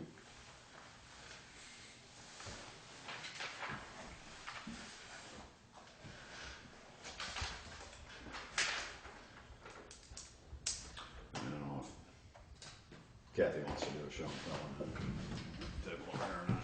Okay, there are pictures. oh, that's just all of them. I mean, How do you think? Just go back on that one, It's- pick the next one. it's not just one of them, there's the whole series of,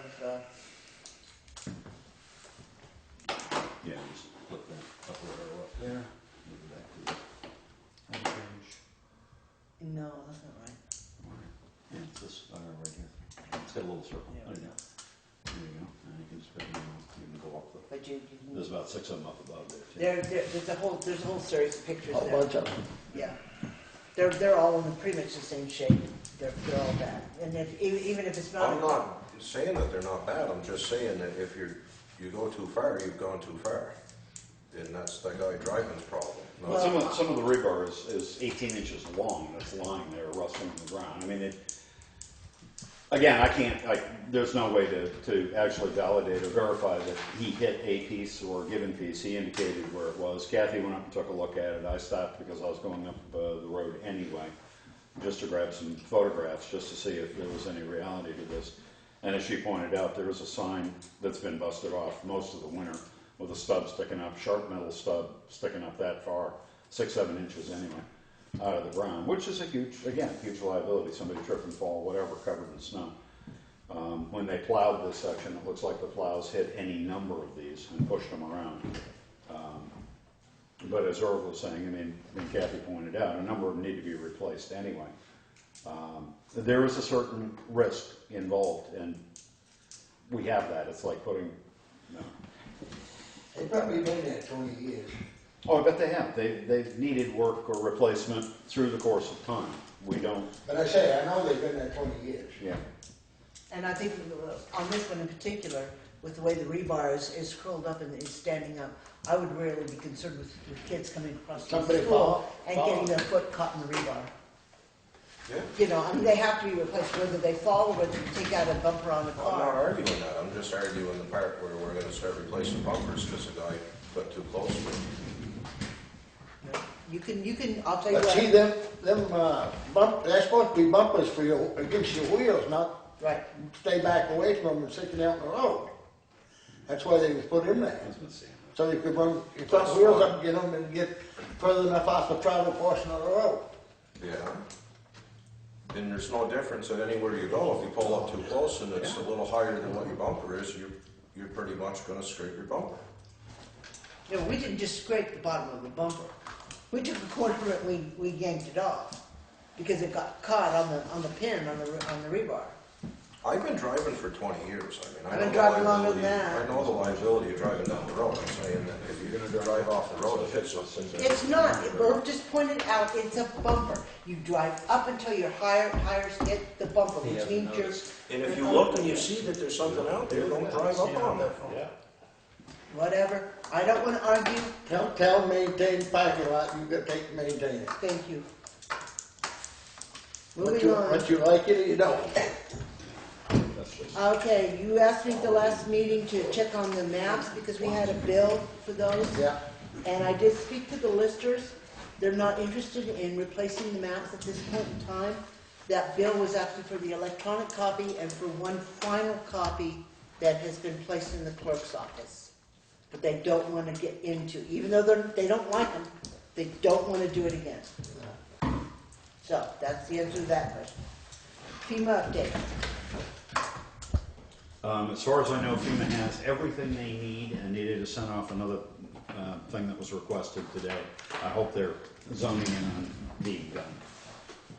I honestly hope that this is coming to a close very quickly, but I am in communication with Ron, who's handling it, and there was a request today, and then they had to do it twice, but we emailed the PDF off on another document. Pieces that didn't go with your initial or just more information? We want to go back on that. Oh, okay. A month ago, I sent the initial. This week, he sent me, he can't open up the initial because he's got a Excalibur program that doesn't open the PDFs that I forwarded from Anita's forwarding to whatever. Anyway, Okay. we sent him on, he's got it. Okay. Okay. Highway mileage and ancient roads. I don't have any update on either one of those. We're still working on that, but nothing to sink your teeth into. Okay. what if you gotta do on that, walk them and, No, it's not so much. I need the layouts from the original, from the old books that showed that the road was legally laid out and how many rods and so on and so forth that they go up to, and that's gotta happen pretty much this week. So I'll be. may give you the width and stuff. but- And the date as to where it is in the book. I don't need to copy it out for them. I just need to say that it's in the town records on such and such, 1828, Well, whatever. it should be some paper somewhere that's got most of that stuff. Yeah, I've been through the files. We don't have it here. I'll check with Cindy and I'll check again with Charlie. Charlie and I went through and we had the page and stuff in the book. Yeah, there was a couple you couldn't find, but most of them you did have. Yeah, Yeah. So, we found like there's some in Acton that go out for the Acton Hill Road, not the Acton Hill, Jordan Hill Road, that we found were discontinued. yeah, and you marked them on that map right there. We've got the map of the discontinuance. Okay. So, we'll keep after I that. know we've done a lot of walking and spent a lot of time out there nights and stuff, checking it. Okay, come back to bags. I can give you a little bit of an update on that as of today, but they are available through a different company. The company that the transfer station, Town of Townsend Plastic Bag Committee was looking at, that looked like the best, had the ones that were desired. I asked for an estimate on and, kind of a final, because last week or the last meeting, you indicated that you didn't want to buy more than a year's supply and didn't want to get into a 5-year contract.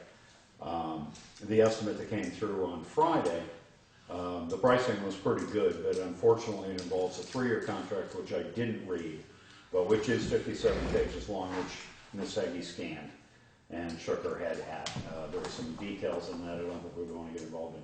So anyway, I've looked at a couple of other companies, same pricing. We can buy bags. We need to make a commitment to pretty close to 12,000 bags to get them in at one shot, but you're looking at about $3,100.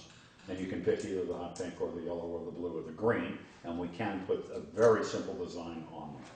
We do have to provide artwork, but it's only going to be $150. No contract. That artwork will stay with our name if we reorder more for years to come or not. But basically it comes out to $3,100 to buy all the bags, buy about $12,000 worth of bags. about 12,000 bags, excuse me. They say 12,000 bags. 12,000 bags, No. no, yeah. And that should more than cover us for a year if we're indeed doing only 900 and something a month. I hate to buy that many all at once, I hate to spend that kind of money, but there is no contract with this company. They've got a 2 to 3 week turnaround. We can order them whenever we want. If we do that artwork thing, put a black stripe around them, put a polka dot on them, put a happy face on them, put a picture of Kit Martin on them, then there is a need to do them by the pallet as opposed to buying them by the box. They don't come pre-packed, they come 100 to a box, and they come 117 boxes to a case, or to a pallet. And they all come at once. And we can put them in the basement and distribute them out. But they're not going to be packed in groups of 5. So anyway, you're looking at about $3,200 figure to get them, and you got a little bit of time to think about that before July 1st. See, one reason. But a 5-year contract isn't something. At the last meeting, you were saying Because we I may don't, not in 2 years. a year from now, or a you year don't from know now. what's gonna happen. Right. If enough of this recyclable stuff goes away, you know, through private contracts and stuff, they may close the recycling place down there, then the town is gonna be liable for getting rid of that stuff. Which, now they can't, any trash hauler, if he picks up at Joe Face Bob or he picks up at Craig's, then he can't charge extra to take care of that recyclables. So he's gonna have to add his price into whatever he charges you per bag to trash. But Gonna have to make Right two now- trips or a separate rate. right now, Wyndham Solid Waste District is hauling the recyclables out of here. But like I say, if they don't get enough to keep going, they're gonna close the MRF, and then it's gonna be up to the town, so then that's gonna add quite a lot of cost. So that's why I hate to see them do more than a year. So it's your pleasure. The contract that the committee chose, or the bank that the company that the committee chose, the contract that I read over, went so far as to require that they open an account, a bank account, in the town's name, so that when they were delivered to the 2 stores, or the 2 places that were going to sell them, that the stores would in fact pay the company that was providing the bags. They would deposit the money in the account, and I'm not sure how it ever got back to us. And I just, from an audit, I just got through with a federal audit. The last thing I want to do is have town money. That's what they're gonna say, get tangled up in that. It was a contract that anybody here at this table, we would send it to our lawyer to look at before we got anywhere near it. It was that complicated, that convoluted. And I think it's because this company does business with the city of Boston, or the city of Somerville, or something. I mean, it's big time. Townsend's a little town. We need to be able to buy when we want to buy, pay cash for it, basically, or a check at the end of the month, and not be involved in any kind of long-term arrangement. And if you guys decide you want to put a black stripe around it or yellow polka dots on it, that's fine. It's not going to involve serious artwork. We can reorder them anytime. But we do need to put something on the bag that distinguishes it from what anybody can buy for 25 cents a piece. Not just the color, but some mark on it, big T on it, T and a star or something. And We're gonna have to show for that, so we can't have it just going from the store to the people that sell the bag. That's gonna have to show in their budget. Oh, absolutely. Well, what they had worked out, at least on a preliminary basis, was that the deliveries were going to be made directly to the store. In other words, the town would order the bags, the company would warehouse the bags until the different entities needed a supply, at which time they would deliver to this store, that store, the town hall, and then everybody would give them the money for the bags, and they were going to put it in this magic account. Well, that's the way I see it is when the store down at the bottom of the hill gets down to 50 or 100 bags or wants more, I'll take them a couple of cases and we'll put it That's on what I their gotta tab. say. We can see if they get them. I mean, basically, the nice thing about it, it's a very professional operation, there's no doubt. They were going to prepackage them along with the instructions for a garbage bag, but anyway, in packages of 5, so they were consumer ready, they, yada, yada, yada. Well, needless to say, I don't think the town should get involved, number 1, in a long-term contract. Number 2, I don't want to see any town money outside of town control. Now, these are not drawstring bags, they're just a regular bag, take a twist tie. They don't come packed in consumer packs of 5, blister pack, hang on a peg. They're individuals, come in a box with 100 in the box. But they have, And I said, if you want me to wrap them up in ribbon, I'll wrap 5 up in ribbon. But I think that the consumer's gonna wanna buy them like they did tokens. You could come in here and buy 2 tokens, or you could come in here and buy 20 tokens. That kind of thing. I think the consumer can go into the store and pick out as many or as few bags as he or she wants. You can have 5 packs if you want. But a lot of people aren't gonna spend $12.50 on a package when they're only gonna use maybe 3 during the course of the summer. Anyway, this was all, planned out by the prior committee, but in any event, these are available. You're looking at 27 cents a bit, a little less than 27 cents a bag delivered. Just a little bit cheaper than what they were looking at. They were looking at 29, weren't they? Yeah, but again, they were doing an awful lot of they were distributing to Yep. how many meal? 1.5. And these are a 39-inch bag by 30, I guess it's 30 by 39, something like 33 gallon equivalent. They're a little bit translucent. You can see through even the darkest of them. And Anita likes the hot pink because purple's not available. I've got a problem with hot pink, but Oh, I'm not gonna say what it if it has Arbenet's face on the front of it, like I don't know, But anyway, we like do. kind of a Bob Marley stencil, that would be fine. What kind of a timeline were we looking here? You're looking at 3-week turnaround, 2-week turnaround. Okay, something so like that. we can put that, Table this. a final decision on this until at least toward the end of May. Yeah, but And by I then guess- you really, right, and I can take a look at others, but I think everybody's gonna be in the same ballpark, with regard to this, but it comes one pallet at a time, and So then the other part of that is how are we going to get the word out that this is changing? I mean, we definitely, the transfer station attendant or compactor attendant now is getting questions about it. And I think it's time to get some information out. They got some kind of a paper or something? A flyer at least out for the compactor, just we so can that- certainly put up a poster, we can certainly send something out on the limited listserv that we have.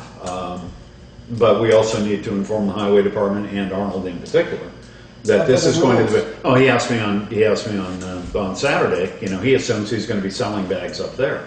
And I said, people aren't gonna come in with their own bags and then buy a bag and put their bags in your bag so that you can put it, it's not gonna work that way. Again, this board needs to figure out how that policy, and then we'll make the notifications as necessary. Probably allow some sort of grace period early in July or something for some sort of crossover, but by a date certain, this has got to be a done deal. Maybe if we Or it start, ain't gonna work. get some notices out the 1st of May or something, that gives you 2 months. Yeah. Or you can. No, you're still gonna have people that are gonna try it. Well, and that Well, was you one are. of his questions as well, is what do I do with people that come with not the right kind of bags? What do I do? You can have a little, you do have a mass If you make a mailing. notice of that, if they're not in approved bags, they'll be rejected. You can have a little bit of a grace period. By the end of July, you people should be putting out, Joe should be mailing out tax bills, and I would advocate that a notice go in there with that as well. That's your big mass mailing of the year, it only takes a little flyer. You can allow for a 2-3 week grace period in July until you make that mailing. But there needs to be a date certain, or this whole thing is gonna be a big, white, pink, blue elephant. And if you give them 2 months' notice, that ought to be 60 days, ought to be close enough. Okay, so we'll revisit that if we put it, It'll be on the agenda for the 20th, just to Yeah. see where Okay. the thinking is, but yeah, we'll certainly want to be making a decision in May. town officer appointments, I believe, I don't know if anybody's had any success looking for anybody to fill those positions, but we at least need to sign the Yes. contract for the service officer. Yeah, she was appointed at your reorganization meeting, and I forgot, like I usually do. these things. Cynthia Davis was appointed, but we need to know the form back and I didn't get you to sign the form. And she agreed to be the town service officer.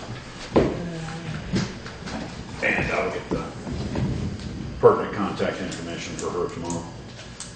That goes with that.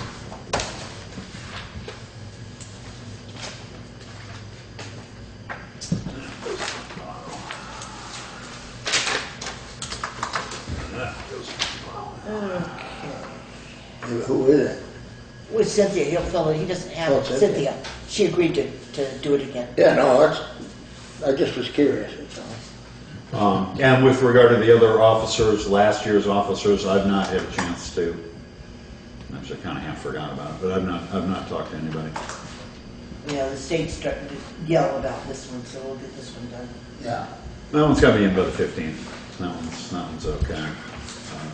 Wyndham Regional's a big one. We need an appointee for that. So the town manager study committee, we did put up notices, asking for people who were interested in participating, in the study committee for the town manager. And we've had 2 people that have expressed interest, and that would be John Evans and Eddie Harris. Bob, you're interested? Okay, so now there's 3, there's Bob Servo. And given the fact that Craig is the one most familiar with the job, I think he should be strongly encouraged to participate. So, has anybody else heard from anyone that has expressed an interest at all in serving on that committee? All right, so I would like to see the committee probably flesh out to 5, if at all possible. 5 or 6, but it shouldn't be too unwieldy. Right. I think you're willing to work with John, okay, and Eddie and me. So if we can find 1 or 2 more people, I can bring that up at the next meeting. But at least the 3 or 4 of us can maybe come up with a recommendation or know of somebody that. So what we need to do, if everybody's in agreement, is we need to decide what the charge for this committee is going to be, what it is exactly it is we want them to do. Well, you look under your town manager's statutes. They don't oversee your highway help. Right. But I think, I'm thinking more along the charge for the committee. In other words, what do we want the committee to do? And I think what we want them to do is to explore the differences between a town manager and a town administrator.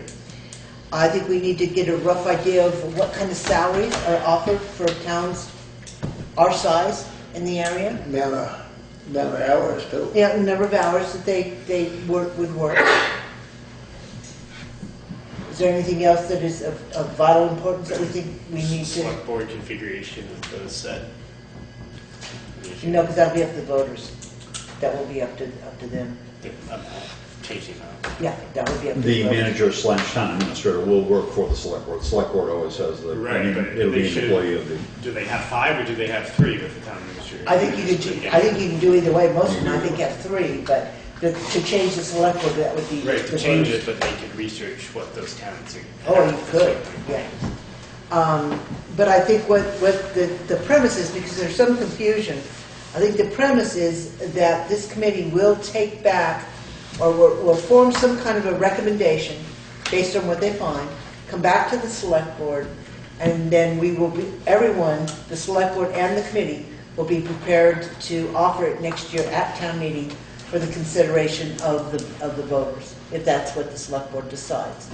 So in other words, gather the information, bring it back to the select board, we'll decide whether or not that's something that we want to put forth to the voters, and we'll go from there, because there is some confusion as to whether or not this committee is actually going to be charged with finding and hiring, and that is not the case.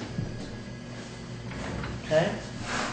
Is that, but is everybody in agree with the charge? You know, what we'd like them to do? Okay? Is there any questions? Do you want to eat in the motion? Or do you want to take that long?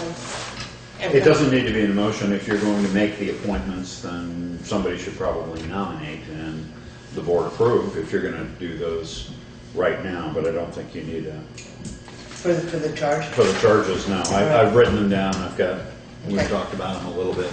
And we can make it official, hopefully when we get a full study committee together. So- But for starting purposes, I think that's enough to give the current four a little guidance. So at this point in time, then I would entertain a motion to, I would entertain nominations for members of the study committee, let's do it that way. We can You just need names, just nominate. nominate Eddie Harris, John Evans, Bob Nazario, Craig Hunt, as part of the town manager study committee. Okay. Is there a second? You don't need a second on nomination. All those in favor, signify by saying aye. Aye. Opposed? Yeah. We vote. Okay, so anyway, if you can find somebody else who's interested in helping, Should be an odd number, really. well, but there again, they're not really gonna vote, but yeah. Pretty much it odd makes it goals easier. anyway, so Yeah. it's not likely we're all gonna agree on anything. So yes, and if you could give us a, a rough idea of when you think you're gonna come to some kind of a conclusion as a group, so that we can set aside time on an agenda to actually discuss it with the committee. All right. Stone Arch Bridges. Stone Arch Bridges, I will be meeting with Amy next week, third week of April, to review the Stone Arch Bridges, just in an overall review. It's actually Steve Fisher. We're going to just look at all of them, do an examination of all of them, and then he's going to write something up for each. There are two that are probably going to need some work that he might be professional enough to do something with. The others, I think, just may need labor, and I'm willing to do some of the labor, but we'll see what happens. The idea is not to get a backhoe in there. But I think two of them, at any rate, just need to be cleaned out. But in any event, we're going to, because the weather will have broken by then, go make an assessment, take some photographs, and he'll write up what his recommendations. We'll bring it to the board. It'll probably be the first meeting in May, but sometime in May we'll bring that to the board. There is a small reserve budget for covering his, don't get paid for it, but I mean, cover his, I'll just go out with him, to cover his effort to do that. And then there's a small fund for some of the repair work as well. But by the middle of May, we should have. No, every time you decide you're gonna go out and look at those bridges, it rains. Just say it. Just saying. As long as it's rain and not snow, I guess we're good. Do you get a bridge report every 2 years? Not on the Stone Arch bridges. I mean, the Stone historic, Arches. we're talking about the historic Stone Arch. I mean, the one at my house is, yeah, we get a bridge report on that one. But I mean, on all your other bridges, I got 2, 3 of them. Well, we just got one on the one down at the base of Pekin Mountain there, down by Chase. I don't know what, somebody wanted the engineering details on that. I passed it off to Kurt. But we do get them every 2 years on all the bridges. Yeah, but the big thing is, you read in that report, they're supposed to wash it every spring.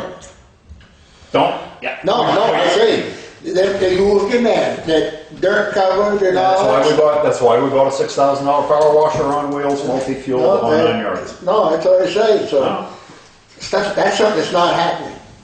Their abutments, the I-beams and everything is supposed to be washed. We used to set a pump up and do it. That's sort of all I got. I mean, if you need to look through any of that Oh, for okay, what's coming up. okay.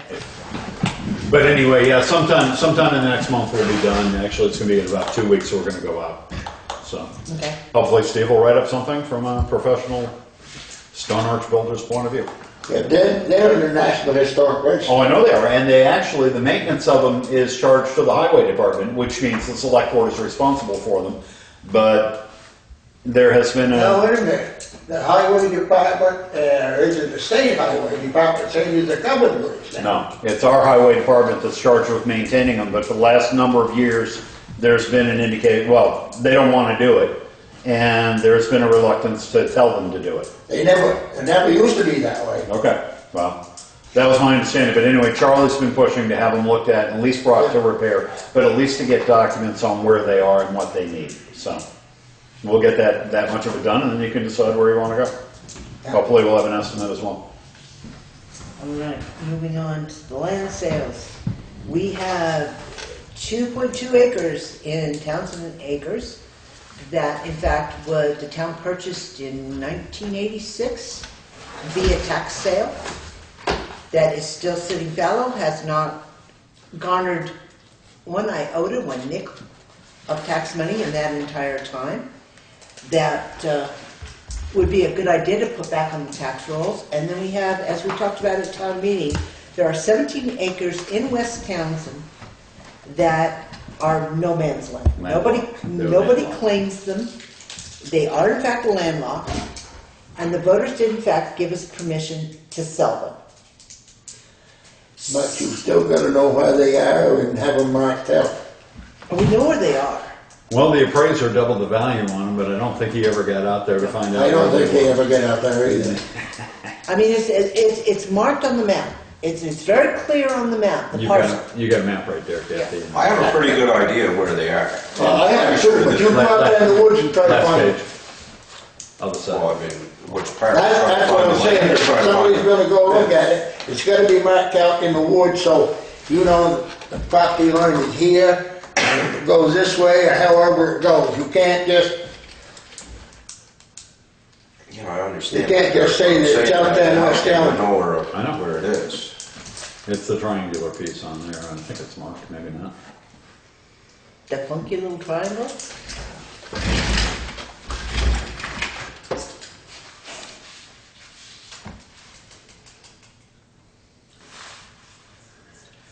So you have a good portion of it marked out, because Sosimo has all their land totally marked. Yes. And And there is a survey for you Galbraith. think too. that maple tree still You guys wanna sits in listen? maple? if you go out there and you look, Peter Galbraith bought a piece of land Right, see, there are all the at plans. one point, and it was all marked out, it was surveyed, and that should give Right, you 'cause 2 this is- points of the piece of property. This is And Galbraith's both of them, survey. I think, It's a- so, it's a I know triangle. Sosimo is, I think Galbraith is too up there. I think they're both in land use, which gives you the survey markers for where the land use territories are. But in any case, I think that at least 2 of the boundaries on this are pretty clear. There ain't no number on it. There's no number in any of them anymore. No, there should be a map number on it. What is it? There is in the cards, but this is the complaint with the new maps. Oh. They don't have numbers on them anymore. Oh, geez. But yes, that parcel is identified in the cards. I can dig out a different map, but I don't know for this purpose if it's necessary. So basically, the question is, do we want to do anything with these 2 pieces of property? Yeah, but you gotta advertise it so everybody's got a chance. Exactly. Do we want to do Yes. something with it? Yeah. All right, so how would you like to go about it? So when we The two properties are different in how we can go about it. Is it not? No, technically, at this point in time, they're not different. They can, the lawyer recommended that what we do is we get a couple of real estate agents to give us a best guess estimate as to what their current value is. Because after the last reappraisal, neither one of those properties is even close to being accurate in value. They weren't looked at. Are they too high or are they too low? They're way too high. With the little triangular piece of them. But is that some of them that don't park? No, That makes a hell of a lot of difference. Well, I think the one up in the acres doesn't work. Huh? I think the one up in the acres That's doesn't what I'm work. gonna say. So Right. the value ain't up by like the rest of them. But again, during reappraisal it went up, and that made the issue even stronger. But in any event, it didn't matter because it was off the tax maps. But the problem is it shouldn't be off the tax maps. We've held on to it for too long without any real design or for its use. So anyway, back to what I was saying. You know, it's not buildable, you know, It's, the value ain't very good. Yep. okay. So he recommended that we get a rough idea of what they're worth, because they're not worth what they're currently in the grand list for, or in counted for. And that we advertise them, which is fine. Yeah. The difference being, the 17 acres in West Townsend is free and clear. Whatever we get for the West Townsend property, the town can keep. All of it. What we get for the Townsend acres, 2 acres, Townsend acre, 2 acres. In fact, we can only keep the amount of money the town has invested in that piece of property. Because We it's cannot- tax sale. It's tax sale. It's tax sale, it's just like every other tax sale. And so therefore, at this point in time, we had an offer on this, it went to petition, everybody signed the petition, said, no, no, no, you can't sell this, it's too low. But we did in fact, we had an offer of $2,500, and at that time, before this year's taxes were added, it was a stretch to get the value of that property up to $2,500 from what the town paid for it and all the taxes in the ensuing years up to that point In terms of what the town had invested. invested. Cumulative taxes and all the rest of it, it hardly came to 2,500. But we figured 2,500 by Kathy's work and everybody else's sitting here, Anita's and everybody else's.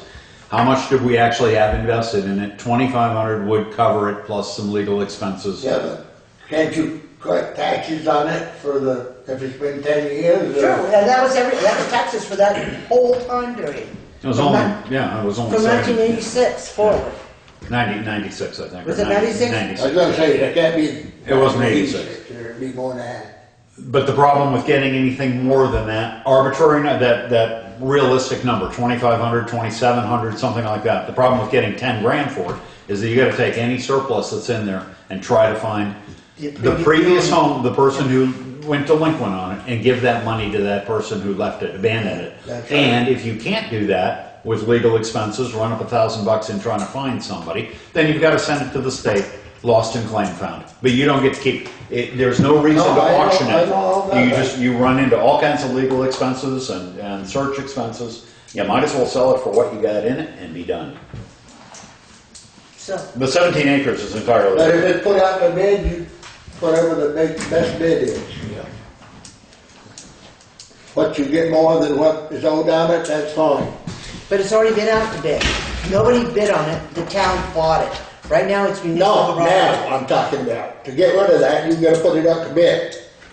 That's not what the attorney says. That's according to the statutes, that's the way it is. Not what they- Everybody has the same right. I'm not saying that they don't. I'm saying the attorney says it does not have to go out to bid. Because We it can- already went to auction. We can advertise it for I sale. don't care. You Okay. still gotta let the anybody that wants to bid on that son of a gun, I've been through this before. 2 auctions? A second auction? Because it already went up for auction. All right, if the town bids it off, they're supposed to put it out to bid. They're not supposed to just sell it. We went through the same thing with the one over in the state forest. Yeah. And it wound up, we had, I think, 5 or 6 bidders.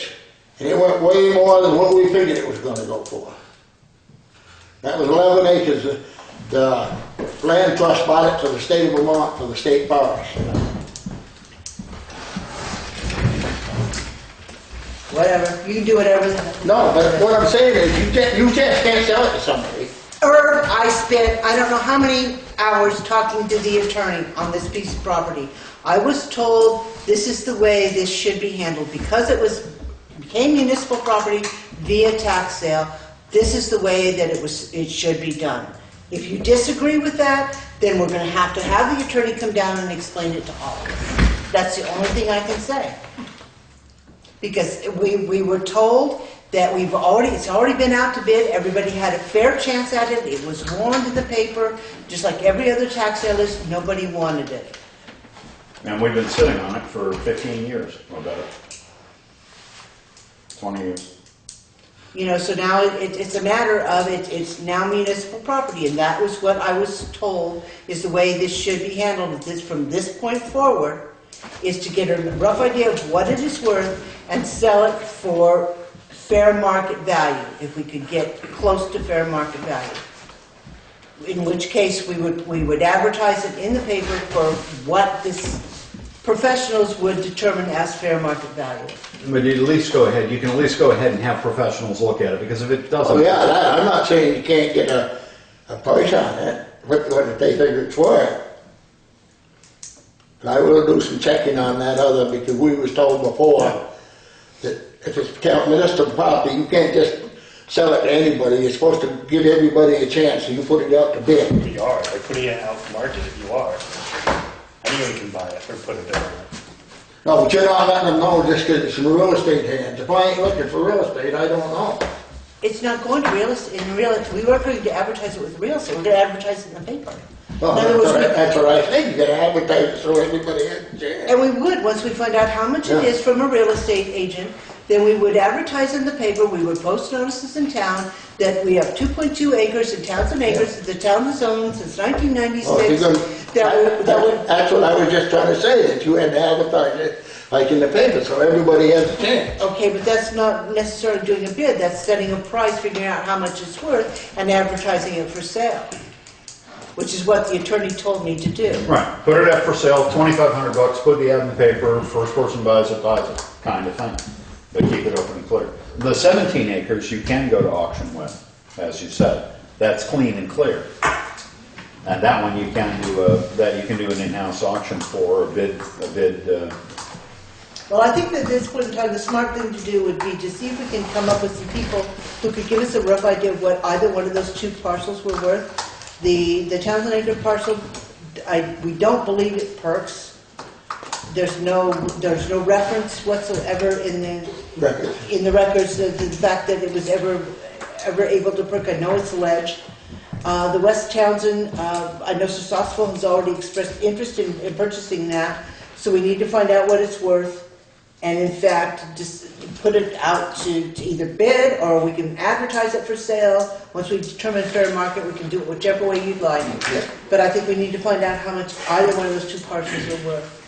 So is that something that you could, do you have contacts that you can, Sure. with somebody that we can could get a rough assessment made. idea? We can have realtors look at it and come up with, I mean, that's a possibility.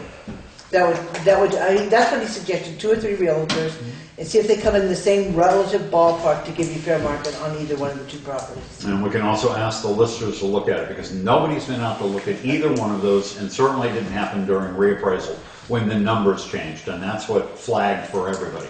I've been looking at these two for I don't know how many years, and there was no clear determination on that 17 acres. And we finally kind of nailed that one down. And this one up on the hill, David What thought... part of it down? Huh? What part of the 17 acres did you nail down? Well, just that there is no clear title chain, and that the town ended up with it back in the probably mid-60s or It looks something, like at sometime least in the that. dam, when the Yeah. dam was put in, it appeared to get It just separated. got lost out, and Galbraith, there's no title for it, it doesn't believe he owns it, Sir Sosimo said they We don't have own asked it. both. They do not own it, and they'd like to have it because it's contiguous with what they've got. Well, they like it because it's got some good wood on it. Oh, I've never been out there, but I understand Being it. landlocked, you had to get to it too. Yeah, but they like it because it's got good wood on it. Yeah, but you don't, if you either have to buy a right away, or if you get one, it could be made to do it just in the winter time, without any damages and all kinds of stuff. That right away bidders have been through that too. But we can ask some realtors from town, Yeah, out of I'll town to get look one at that, here. but I would also ask the listers, because as I say, that's what they're supposed to do. There was an assessment that was thought to be correct when reappraisal was done, and I think everybody has said that really needs to be re-examined, so. So, yeah, if you could- We can start there, If we can get a rough idea of where they are, once we know what these two parcels are worth, we'll make a decision as to whether we're gonna advertise them, or actually, Becky may well be doing another tax sale. I mean, it's possible we could do them that way as well, if we're gonna have an auctioneer here. So let's get an idea of how much they're worth, and we're also gonna need to hammer down exactly what we're going to be able to keep on the 2.2 acres.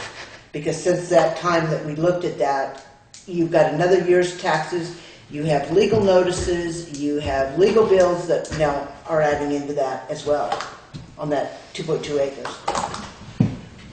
You're gonna get down to time limits if you, I mean, for the board to have something to do tonight or think about, do you wanna try to do it this fiscal year? Do you wanna try to sell this by June 30th, or do you wanna carry it over? I mean, if you You're wanna do already it, after April 1st, so anything, you changing title now, it's not gonna matter. well, it matters as to the income to the general fund as opposed to whether it's this year or last year. No, technically not. Okay. It's April 1st, it's after April 1st, the town owns it, the town's gonna own it until April 1st of next year. There will be no tax bill on it. Grand list They won't set. prorate? No, grand list sets as of April 1st. So you don't want to sell your property on April 2nd? Oh, okay. Sell them. So it's not gonna matter as far as taxes go.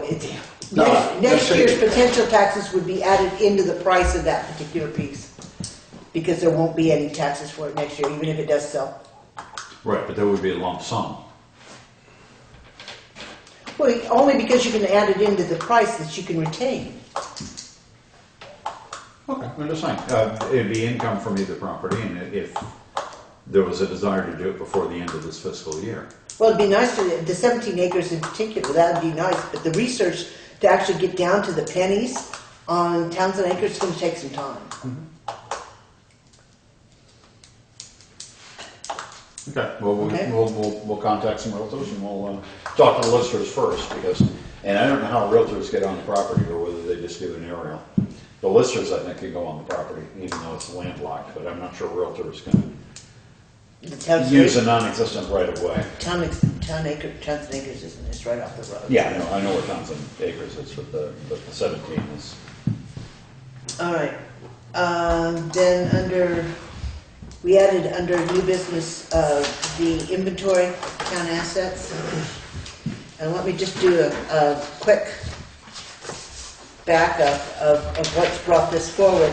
We just had the delinquent tax collector's computer die, and in the process, she went out and bought a new one, which is fine, except that number one, we have a purchasing policy with the town, and she did not use that. And there was confusion over whether or not this piece of technology belonged to her or belonged to the town. She asked for a reimbursement of $150 because that was what was in her budget, and she was going to share the machine with the town.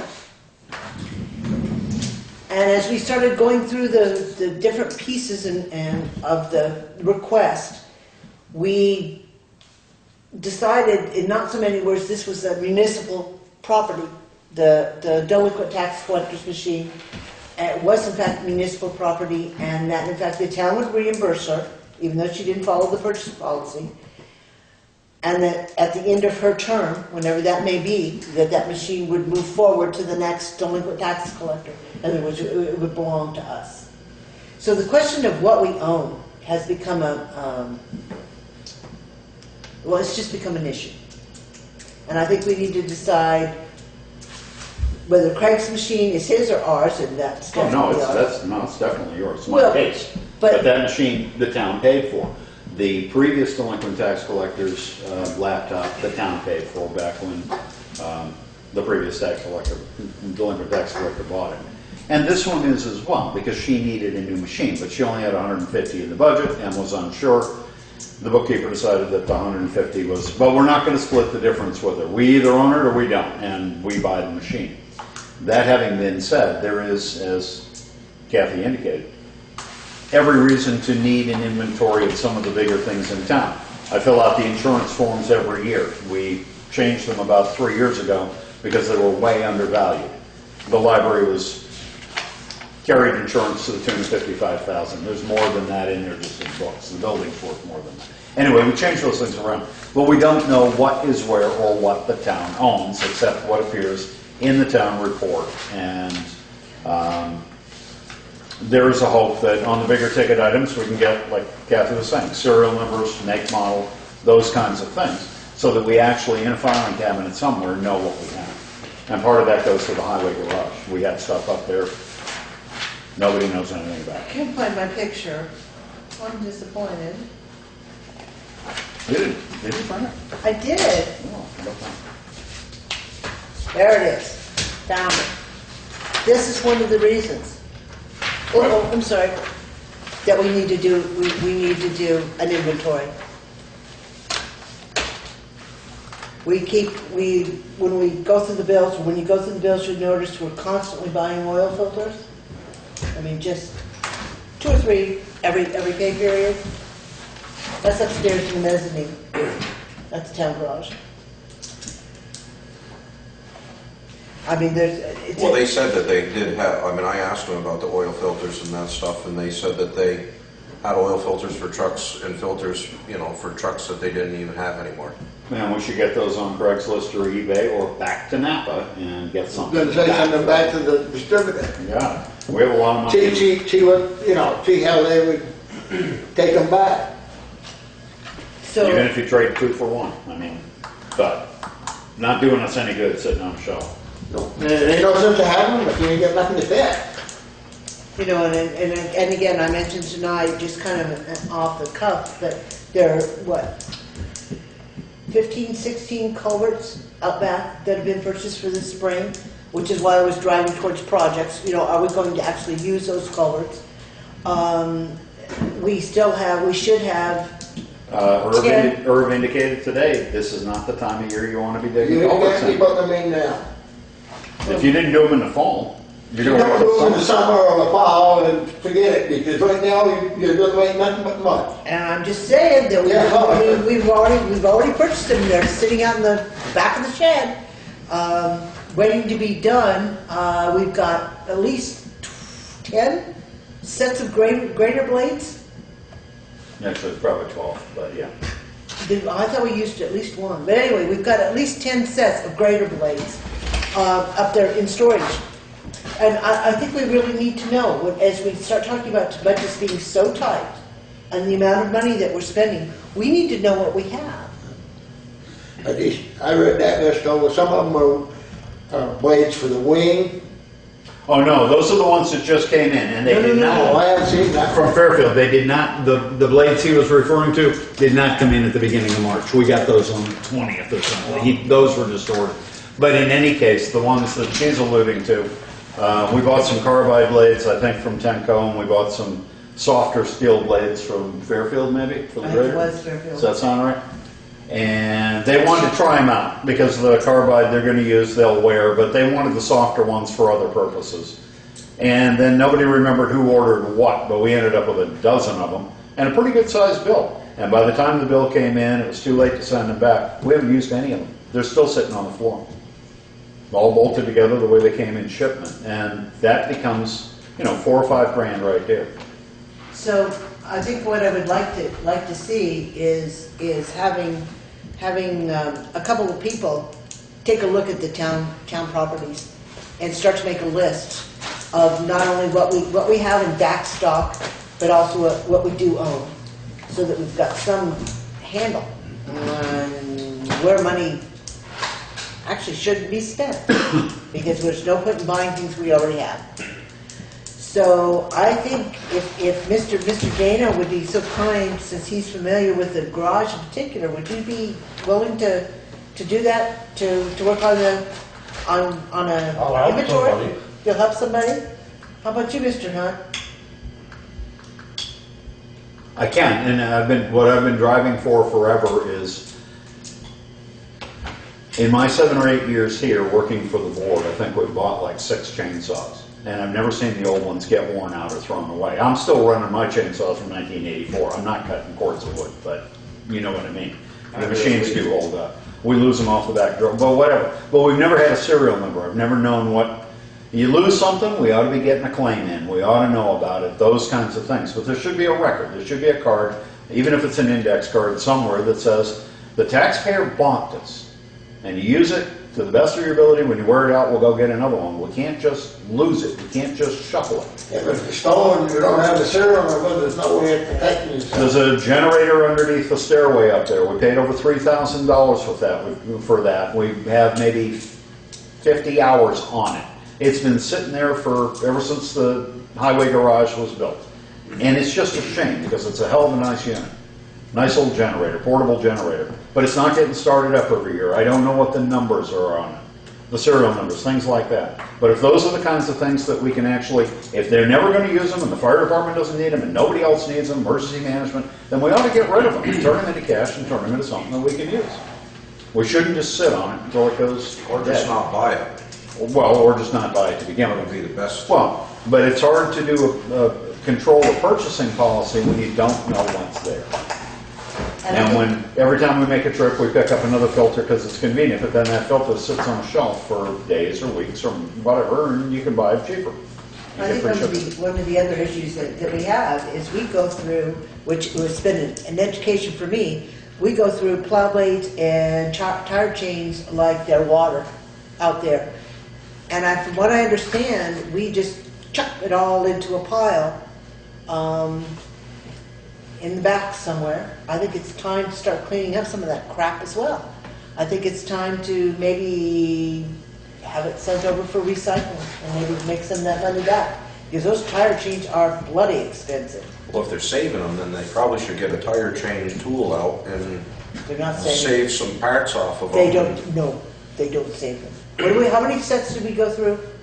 Joe can tell you better than I, but we've gone through, I don't know, probably 4 sets, I don't know. Per truck? But we buy we buy P-Wag, they're made in Austria, top of the line, hard as a rock, and then they're loose on the wheels and they flop.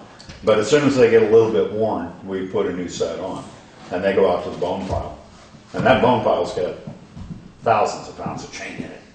And the cold storage shed does too. You've seen them hanging up in there. You Plus know, all over the floor of the garage. So I mean, there's a lot of money tied up in scrap steel. So I think we can kind of kill two birds with one stone if we find out how much we've got sitting out there that can be hauled off and actually turned into some type of a resource, as well as what's in stock that may either be able to trade in or sold or whatever. But it's time to start cleaning up everybody's act to some extent, because there's an awful lot of waste that's going on. So if Joe and Craig are willing to at least take on an initial piece of that, then hopefully we'll be able to put together a list, at least for insurance purposes, and actually have that up to date as well. Yeah, I mean, Because we bought 3 new laptops this year, 3 or 4. I don't think it'll take more than a morning to just get an overview, but I mean, yeah, some of the things that we have, I mean, in backstock, upstairs on the mezzanine, I'm sure some of that stuff goes back years and years. You know? And I think some of that could be recycled back in. Yeah, we can start a process of getting numbers. We can do that this week. All right, and then Figure out a plan anyway. Putting stickers on stuff too. putting stickers on. Town of property of town, the number. Yeah. So it's sort of Excel spreadsheet. Like every other. No, we can do that too. A little counted sticker on the various shelves of the aisles or something. So then, the other thing that we had under new, I actually did manage to cut myself on that. The transfer station recertification application, did you get that? It's nearing completion. That's got to be in another week and a half. That's pretty easy. Don't order a trash bag, Yeah. that's a good point, Kyle, don't order a trash bag. Okay, so. Well, if I don't get that in, we're out of business anyway. So the two go hand in hand. But that's just about done, and that'll need to be signed by Anita. Actually, has to sign that one. Okay, so you don't need board approval? I don't need the board to sign it. Okay. May need the chair, but it's not. I'll show you when I get there. All right, All right. and then we had some liquor licenses that came in? Yeah, you got a pair.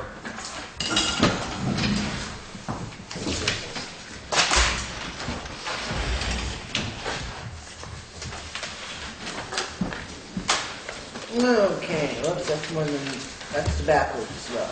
Let's do the liquor first. Okay, that's tobacco, that's the liquor. I understand the way that works. You gotta make one out for each one, but when it comes back, you only get one. They combine the two. Oh, do they? Yeah, All right, if something new they change. And it is confusing, but I think Kit signed where the owner was supposed to sign on one of them last week as opposed to the selected. There should be a spot, I think it's on the second page to sign. okay, yeah, there is, ooh, That's And fine. that's Harmonyville. all right.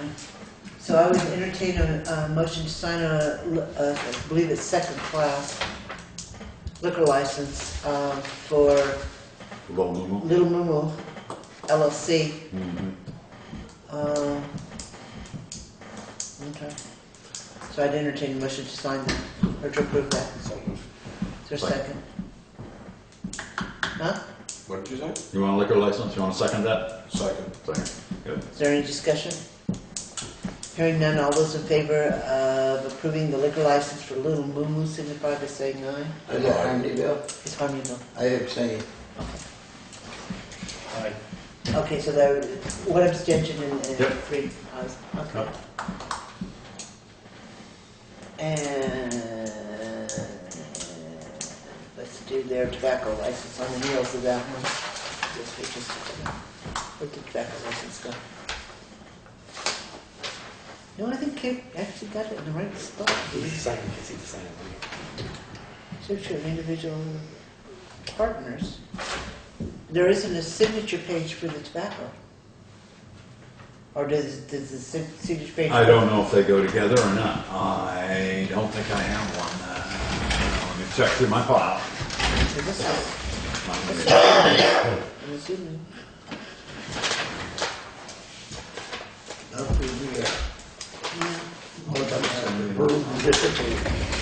Yeah. Well, I'm assuming it's the one that we just said, there must be all, one signature page for both. Did you? It said, no, it says, that's just a liquor license. There it is. No, it's Yeah. a liquor license. See, it's got a back page. There's the same front page. And there's the back page. I don't have one here. I don't have a signature, Is it, it's not the same back page as the other one, is it? different number. Okay.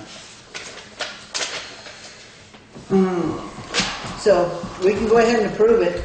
You'll have Go ahead and approve it. and You'll I'll have see if I to can- I'll say, run around I and don't get think I've signatures. got it. So I would entertain a motion to approve a 2015 tobacco license renewal for Little Moo Moo LLC. Second.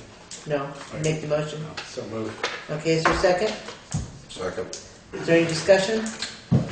All those in favor signify by saying aye. Aye. Opposed? Abstain. One abstention. All right.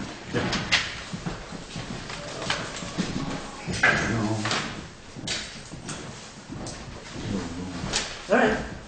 So I would entertain a motion to approve a liquor license renewal for E Borough Corporation. Okay. For 2015-16. 78. So moved. What's that? William Helen. Oh, So moved. Is there a second? Any discussion? Thank you, Bob. Thank you. Thank you. Hearing none, all those in favor signify by saying aye. Aye. Opposed? Abstentions? Motion passes. Okay, so there's that piece. So is that it then with the That should be it. liquor licenses Yeah, and I'll see the... if I can find something for tobacco. The back page for that. I don't know why.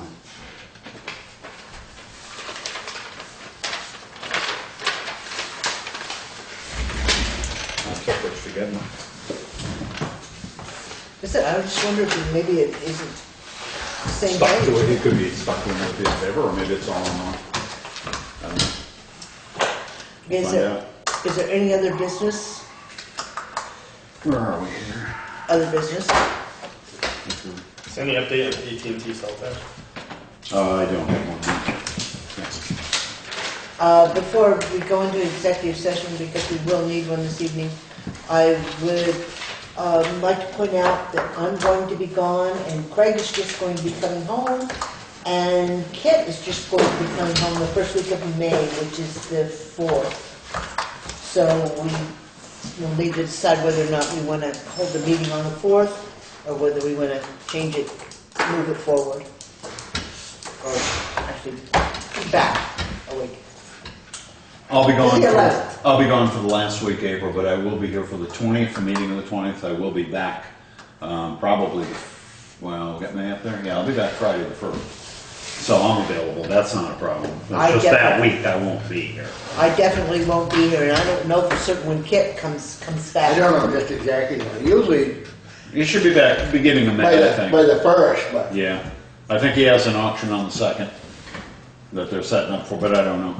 Well, you know, we'll just need to figure out whether or not we're gonna leave that date alone. I just wanted to mention that I definitely won't be here.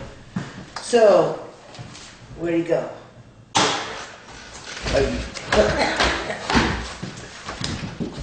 Where are you going? Cool. You need a motion before a motion, you need to talk to. I don't need to do a motion before a motion for this one, so. I'll entertain a motion to move into executive session under Title I, Section 313A3 to evaluate a public officer. So So moved. Is there a second? Second. All those in favor signify by saying aye. Aye. Opposed? Abstentions? Motion passes. There should be no resolution. So we'll take a few minutes, we'll put the cameras away.